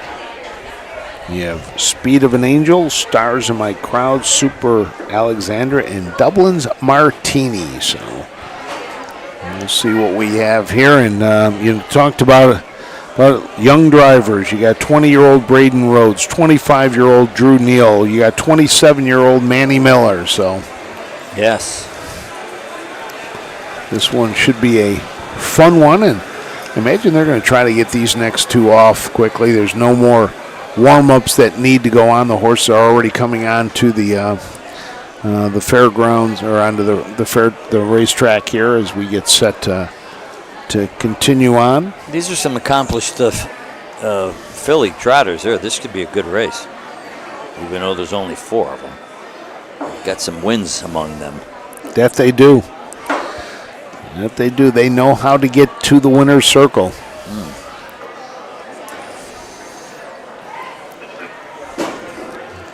Things starting to pick up on the back stretch. More of the rides continue to be set up back there. The rides will open tomorrow here at the fairgrounds. How many days is the fair? This is an 8-day fair. Wow. Counting today? Counting today. We will be here tomorrow, 11 a.m. We also have the Lima County Fair tomorrow from Allen County. That'll be an exciting day. They will race Monday and Tuesday. Taking a look at the rest of the week, we've got a busy week for the OHHA. So we'll kick it off with. How many fairs have lights where they can have exclusive night racing? There's probably 15 to 20. That many. They start that 6:30 card or 7 o'clock card, and then by that time it's getting a little dusky as we get a little farther into the summer months. It gets a little tougher. So this week we've got, let's see here. We kick it off today and tomorrow. Then we're at Lima on Monday and Tuesday. Out at Woodsfield in the Monroe County Fair Tuesday and Wednesday.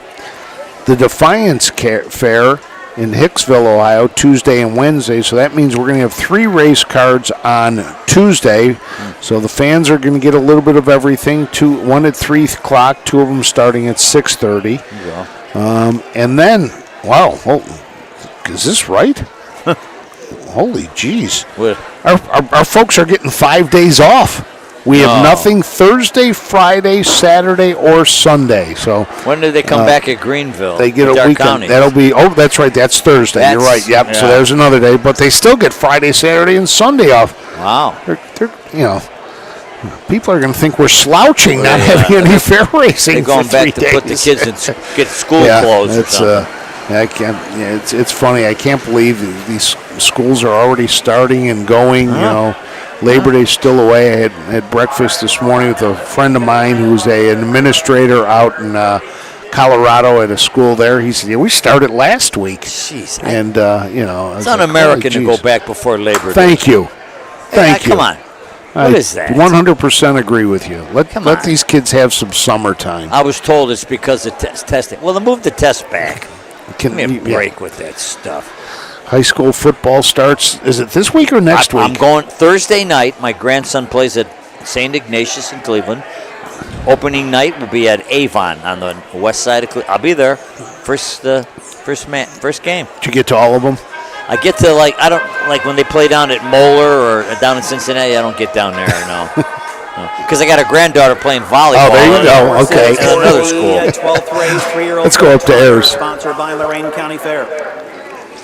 Harvey Hirschberger on the 4. Purse $4,336. Win place. Exacta, trifecta, late double wagering. 1, Speed of an Angel, Emmanuel Miller. 2, Stars in My Crown, Drew Neal. 3 is Super Alexandra and Ammon Hirschberger. 4, Dublin's Martini, driver change, Harvey Hirschberger. And the sulky. Win place, exacta, trifecta, late daily doubles. Looking at the 13th race, second half of the late double, we've got Braden Rose. So take a look at the 4 to go behind the gate. The number 1 is Speed of an Angel. Emmanuel Miller drives, trains, and owns along with Peter Gentile. This is a filly by Marseille out of the Muscle Massive mare Keystone Angel. 11 starts, 3 wins, 3 thirds this year. Lifetime 8 wins and 25 starts. Has been third 3 of the last 4 races. The 2 is the race's biggest winner with 9 and the most money at $66,000. It's Stars in My Crown for Anthony Miller of Dundee, Ohio, and the Hagerman Racing of Mount Vernon. Herman Hagerman trains, Drew Neal in the sulky. This one is 7 for 18 this year. Got beat at Northfield in the Buckeye Stallion Series on August 11th, and that stopped a 3-race fair winning streak at Bowling Green, Mansfield, and Attica. The number 3 is Super Alexandra. Ammon Hirschberger was down to drive. I had Harvey Hirschberger driving it then, but Braden, but in the 4, Harvey Hirschberger was on the 4 in the post parade. So I'm not sure. Who do you have in the 3rd? You had Harvey also. Yeah, I have Harvey driving Super Alexandra. So we'll see as they come back around, and we'll try to make sure. The 3's down there, and that looks like Ammon Hirschberger's colors down there. So Ammon must be driving. Okay.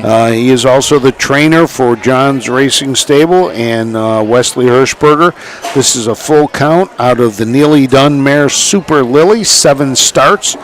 2 wins, a second and a third. Lifetime 4 wins and 20 starts. Earnings just over $25,500. And the 4 is Dublin's Martini. Kimber Clegg owns. Betty Clegg trains. We think it's Harvey Hirschberger now on the 4.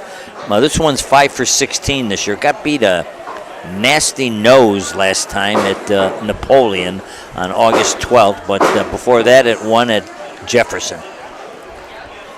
Dublin's Martini has hit the board in 12 of the last 13. Dublin's Martini, number 1 in fair championship points. Stars in My Crown, who we really didn't touch on, with Drew Neal, number 5 in fair points, and Speed of an Angel sits there at 13th. And right now it's Stars in My Crown, the 1-2 favorite.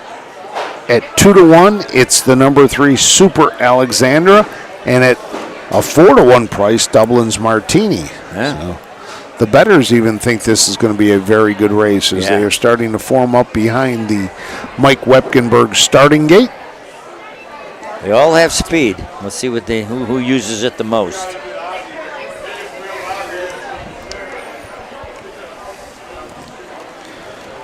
As they slowly gather up behind the starting gate. With only 4 starters, the winner picks up an extra 5% here in the Home Talent Colt Stakes.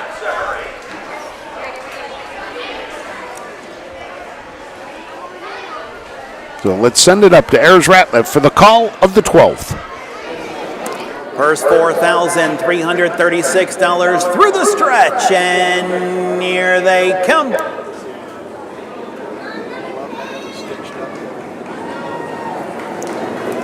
They're off and trotting, and it's Super Alexandra who pushed the gate away along the inside. Speed of an Angel as they move around the turn. Right there comes Stars in My Crown in the early trailer. That's Dublin's Martini. As they circle the turn and move on into the backstretch. Out there with the lead, Speed of an Angel. On the outside, Super Alexandra. Inside Stars in My Crown, and Dublin's Martini is still trailing as they go by the opening fraction. And the leader, Speed of an Angel, is there, 28-4. On into the turn they go. Speed of an Angel going to a fire out there on the lead by 3. In their second, Stars in My Crown. Super Alexandra, she took back and she's in third. And the trailer is still Dublin's Martini. As they move down here to the halfway mile mark of the race, they're in numerical order. Speed of an Angel and Manny Miller is out there hot to trot. In their second, Stars in My Crown. Super Alexandra's third. The trailer, Dublin's Martini. Halfway home in 59 2/5. Around the turn they go. The leader, Speed of an Angel, by 2. In their second, Stars in My Crown. Super Alexandra. Then Dublin's Martini as they're into the back stretch and move on to 3/4 where Speed of an Angel leads them by 2. In their second, Stars in My Crown will try to reel in the leader. Super Alexandra is third. And that trailer is still Dublin's Martini as they went by 3/4 in 1:30 4/5. Into that final turn, the leader, Speed of an Angel. Onto the outside, Stars in My Crown is now up and after her. Speed of an Angel, Stars in My Crown just keeps coming at her on the outside. Those two on even terms. Super Alexandra's 3 wide. We've got a horse race here in Wellington as they're into the stretch. In between them, Stars in My Crown outside Super Alexandra. Super Alexandra on the outside flies home to win. Stars in My Crown, Speed of an Angel, 2:02. 2:02, and I'm Hirschberger glad he was the driver. Picks up the win, and for him, his 5th win this year as a driver. 3rd win of the year for Super Alexandra, who comes charging down the lane to pick up the victory. Reels in Stars in My Crown and crosses first. That's an interesting race. Simple. I mean, I didn't know who was going to make the lead. I was surprised that Speed of an Angel was on the lead. I know she had the 1 hole, but she's never been in front at any call. And she led all the way until the top of the stretch. And then you had Stars in My Crown with all the speed sitting there and taking the pocket ride, but it was Amon Hirschberger who comes flying by. Right. And Dublin's Martini, who basically has hit the board in 12 of the last 13, had won 2 of the last 4, just really didn't fire at all today. Not at all. Not at all. Well, that's why you race them. That's exactly why you're racing. And Stars in My Crown was the 1-2 favorite. So you got 2-1 on the winner, Super Alexandra. I wonder if it was just a mistake when we got a driver change on that horse originally. No, here comes Amon Hirschberger back. Because, Braden Rhodes was down on Dublin's Martini, and he is scheduled, he's picked up the drive in the 13th on section line Seaside. I don't get it. So 6:20 for the winner. Amon Hirschberger nodding to the crowd, who very appreciative of the win. Flying high to come home and take race number 12. It's the 3, Super Alexandra. She's a 3-year-old bay filly by full count out of Super Lily by Neely Dunn. On my John's Racing Stable in Wesley Hirschberger, Amon Hirschberger trains and is the winning driver. Time of the mile, 2:02.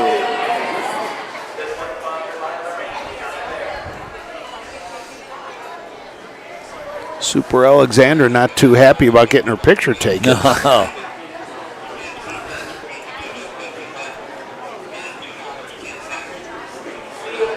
Third, Stars in My Crown second. Super Alexandra, the winner. Dublin's Martini was 4th. 3, 2, 1, 4 on the bottom, 28-4, 59-2, 130 4/5, 2:02. Nice round of applause for Super Alexander as she heads back to the barn. Get a well-deserved bucket of oats. So final race coming up, our 13th from the Signature Series. It's the R.L. Rundle Memorial. 5 older horses to go to the gate section line Seaside. Tan Man, Hard for One Guy, Vel, Mr. Steve, and choose carefully We'll tell you all about them when we return to the Lorain County Fairgrounds in Wellington. This September, the thrill returns to Delaware, Ohio. It's the Little Brown Jug. World-class harness racing, heart-pounding action, and unforgettable fun. Join the tradition. Feel the roar. Be a part of history. We have several hospitality and ticket options, including the new Jug Social Club. Please visit littlebrownjug.com or call 1-800-DEL-FAIR. The Little Brown Jug, where champions are crowned.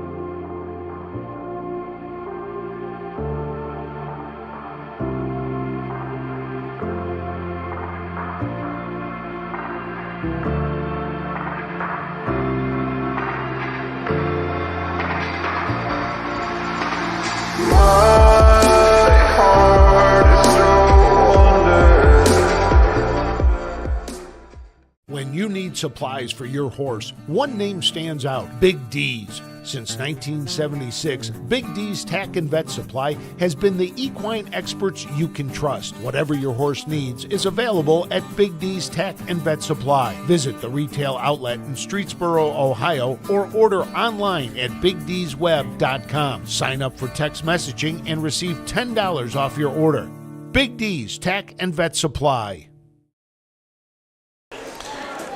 Welcome back to the Lorain County Fairgrounds for our final race of this Sunday weekend. The only fair racing, county fair racing today. We'll be back tomorrow morning at 11 o'clock here in Wellington. This will be the Signature Series, the R.L. Rundle Memorial, purse of $4,000. 5 will go to the gate. 2 of these horses, the number 1 and the number 2, Section Line Seaside and Tan Man, had not raced last year as 4-year-olds, so they are back now as 5-year-olds.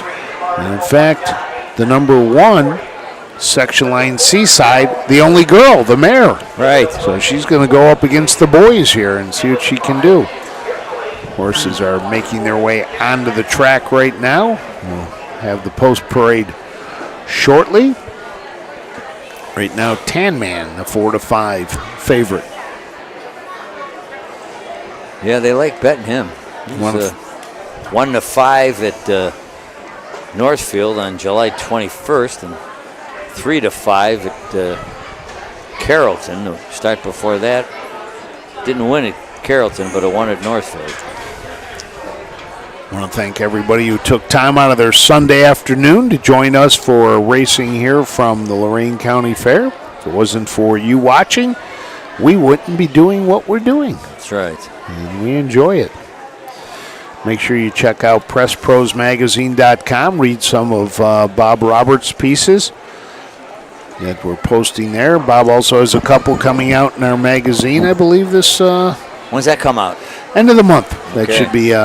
hitting homes by the end of the month, we hope. That's 4 times a year? Yep, we're at the mercy of the post office sometimes. Boy, you send it to them, and we tried to send you one this past time. I think it came by donkey. Wow, my God. Yep, so, but we'll be getting that out. Work on that, but... what does that go to, all the members? We'll say all our members. Most of the members. Some members don't want it, so we don't, send it to them. But most of the members get it. And you can read it online. Read it online. We don't put it up there until after it arrives at homes. So those people can do that. All our publications are up on our website at some point. The only one that is not is the Huff's Guide, since that is the only one that is not included in your membership. If you want to join the OHHA, please visit our website at ohha.com. Become a member. We also have associate memberships available. A lot to do. Pacer, you've heard the commercials. We need help. We need to be strong at the State House. We need to continue to tell the legislature the message about harness racing, how important it is. about how much it affects agriculture, so we need your help there as well.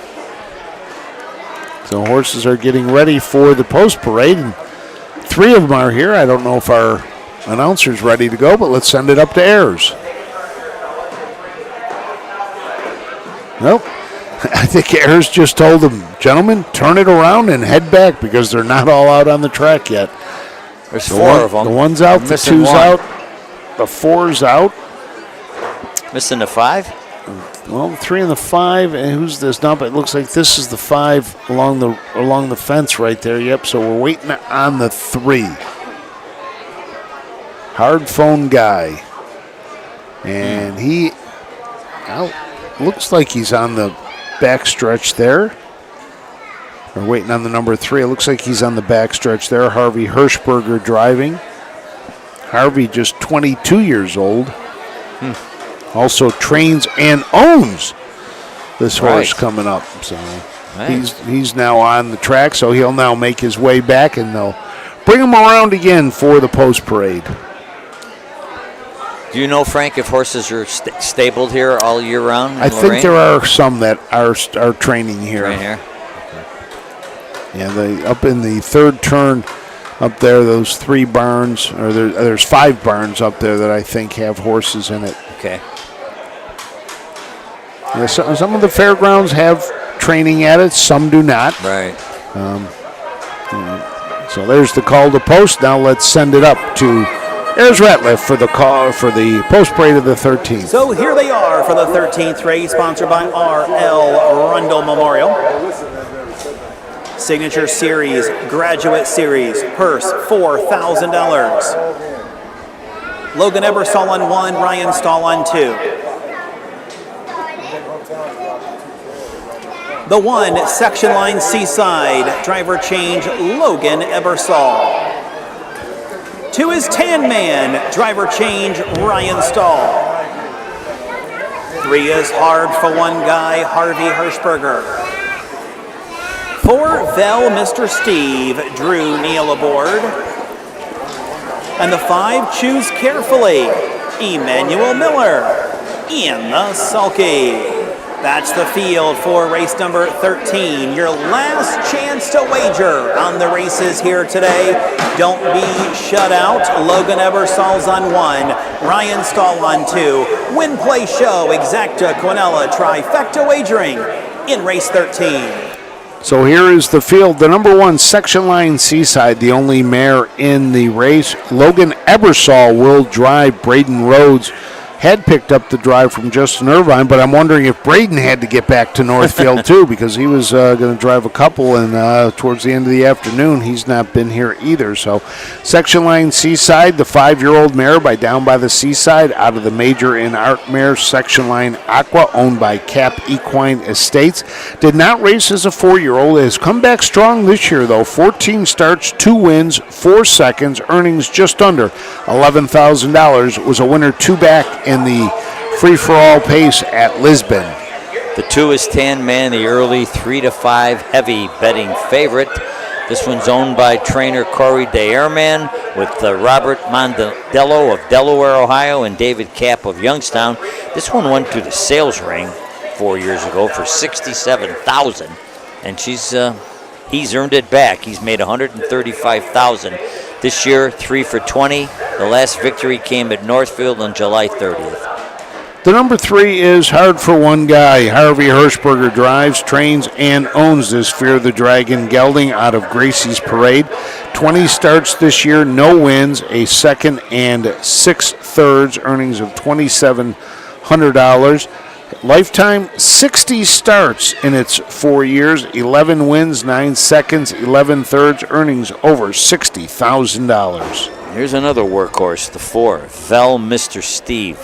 90 career starts, 14 wins, 6 of them this year in 24 starts for $30,000. Races for William Claybaugh of Upper Sandusky and Larry Claybaugh of Medina. Larry trains, Drew Neal drives off a front-running score in the Signature Series at Attica. The number 5, Choose Carefully. Emmanuel Miller drives for trainer John Hochstetler. This is a 4-year-old gelding by Courtly Choice out of Dual Cheeks. John Hochstetler is the owner. 2 starts only this year here in 2025, has not hit the board. Won one time last year as a 3-year-old in 11 starts. Last time out at Zanesville, finished in 4th. Has a mark of 151, took in 2024 at Pocono Downs. The starter gathering him up on the back stretch. You talk about Mr. Steve. We'll have to put him on the Susan Schroeder birthday party or celebration list. Susan Schroeder feels every horse that has 100 starts should get a party. Really? She said they should get a party. They've been working hard. 100 starts, give them a party. We'll start baking cupcakes, Susan. So here we go, the final race of the night, the $4,000 Signature Series RL Rundle Memorial. Let's send it up to Ayers Ratliff for the call.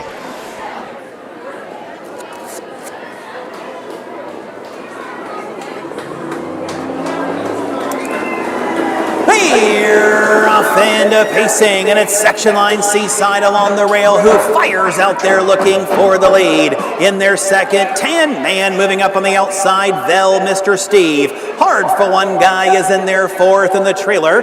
It's Choose Carefully as they move into the backstretch, and Mr. Steve off of a big win at Attica. Looks to try to go to the lead here. He's on the muscle, now a length and a half too. Section line Seaside is there in second. The opening quarter, 27 1/5. Into the turn they go.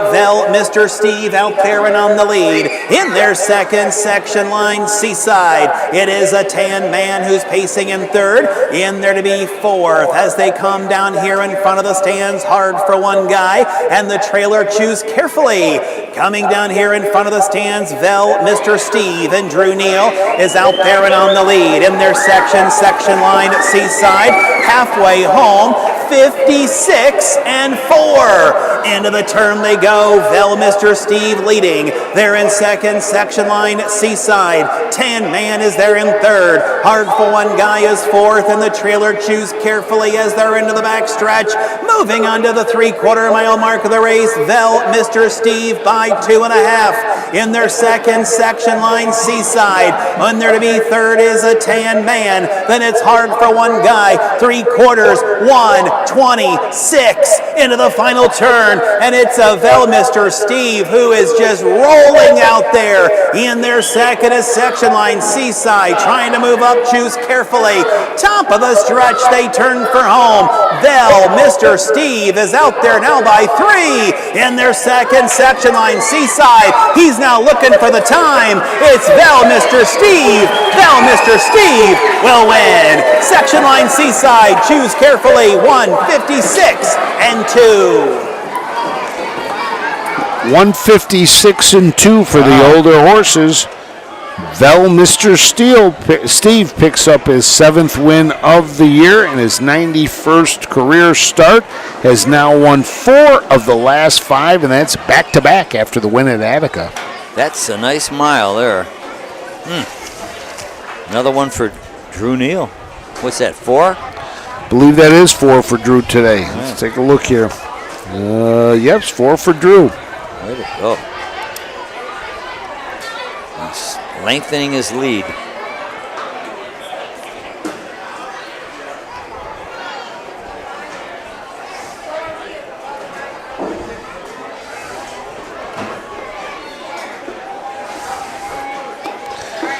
So the winner comes around. And we'll head to the winner's circle.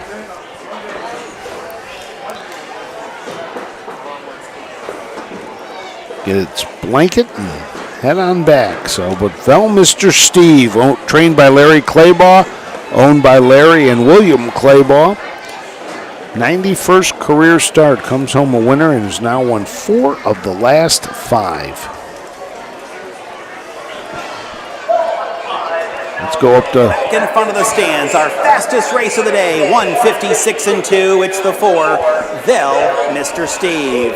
Mr. Steve, a 5-year-old bay-goated son of Stephenville. At a Pansference by the Ponderosa, owned by William Claybaugh and Larry Claybaugh. Larry Clayball is the trainer, and Drew Neal is the winning driver for Drew Neal. That's 4 of them on today's card. This one, the RL Rundle Memorial. Section line Seaside was second, Tan Man fifth, Hard for One Guy fourth, Vel Mr. Steve the winner, Choose Carefully third. 2, 5, 4, 1, 3, 27 and 1, 56 and 4, 126, 156 and 2. Well, that'll do it from the Lorain County Fair. Bob, you'll be back tomorrow here. Yes, I will. So we wanted to make sure everybody knows Bob will be back doing the races tomorrow. 14 on the card. You know, to wrap it up, Drew Neal, 4 wins. Jason Thompson, 3. Gary Martin and Don Irvine Jr., each with 2 training wins. And we'll be back here at 11 o'clock tomorrow, 6:30 at Lima. Bob, always a pleasure to Frank. do these with good. You. So for Steve Ulrich and Bob Roberts, I'm Frank Frost saying so long from Wellington, Ohio and the Lorain County Fair, as we have wrapped up day 1 of 2 days of racing from the fair. We hope you'll join us tomorrow at 11 o'clock. Have yourself a great rest of your Sunday afternoon. Goodbye, everybody.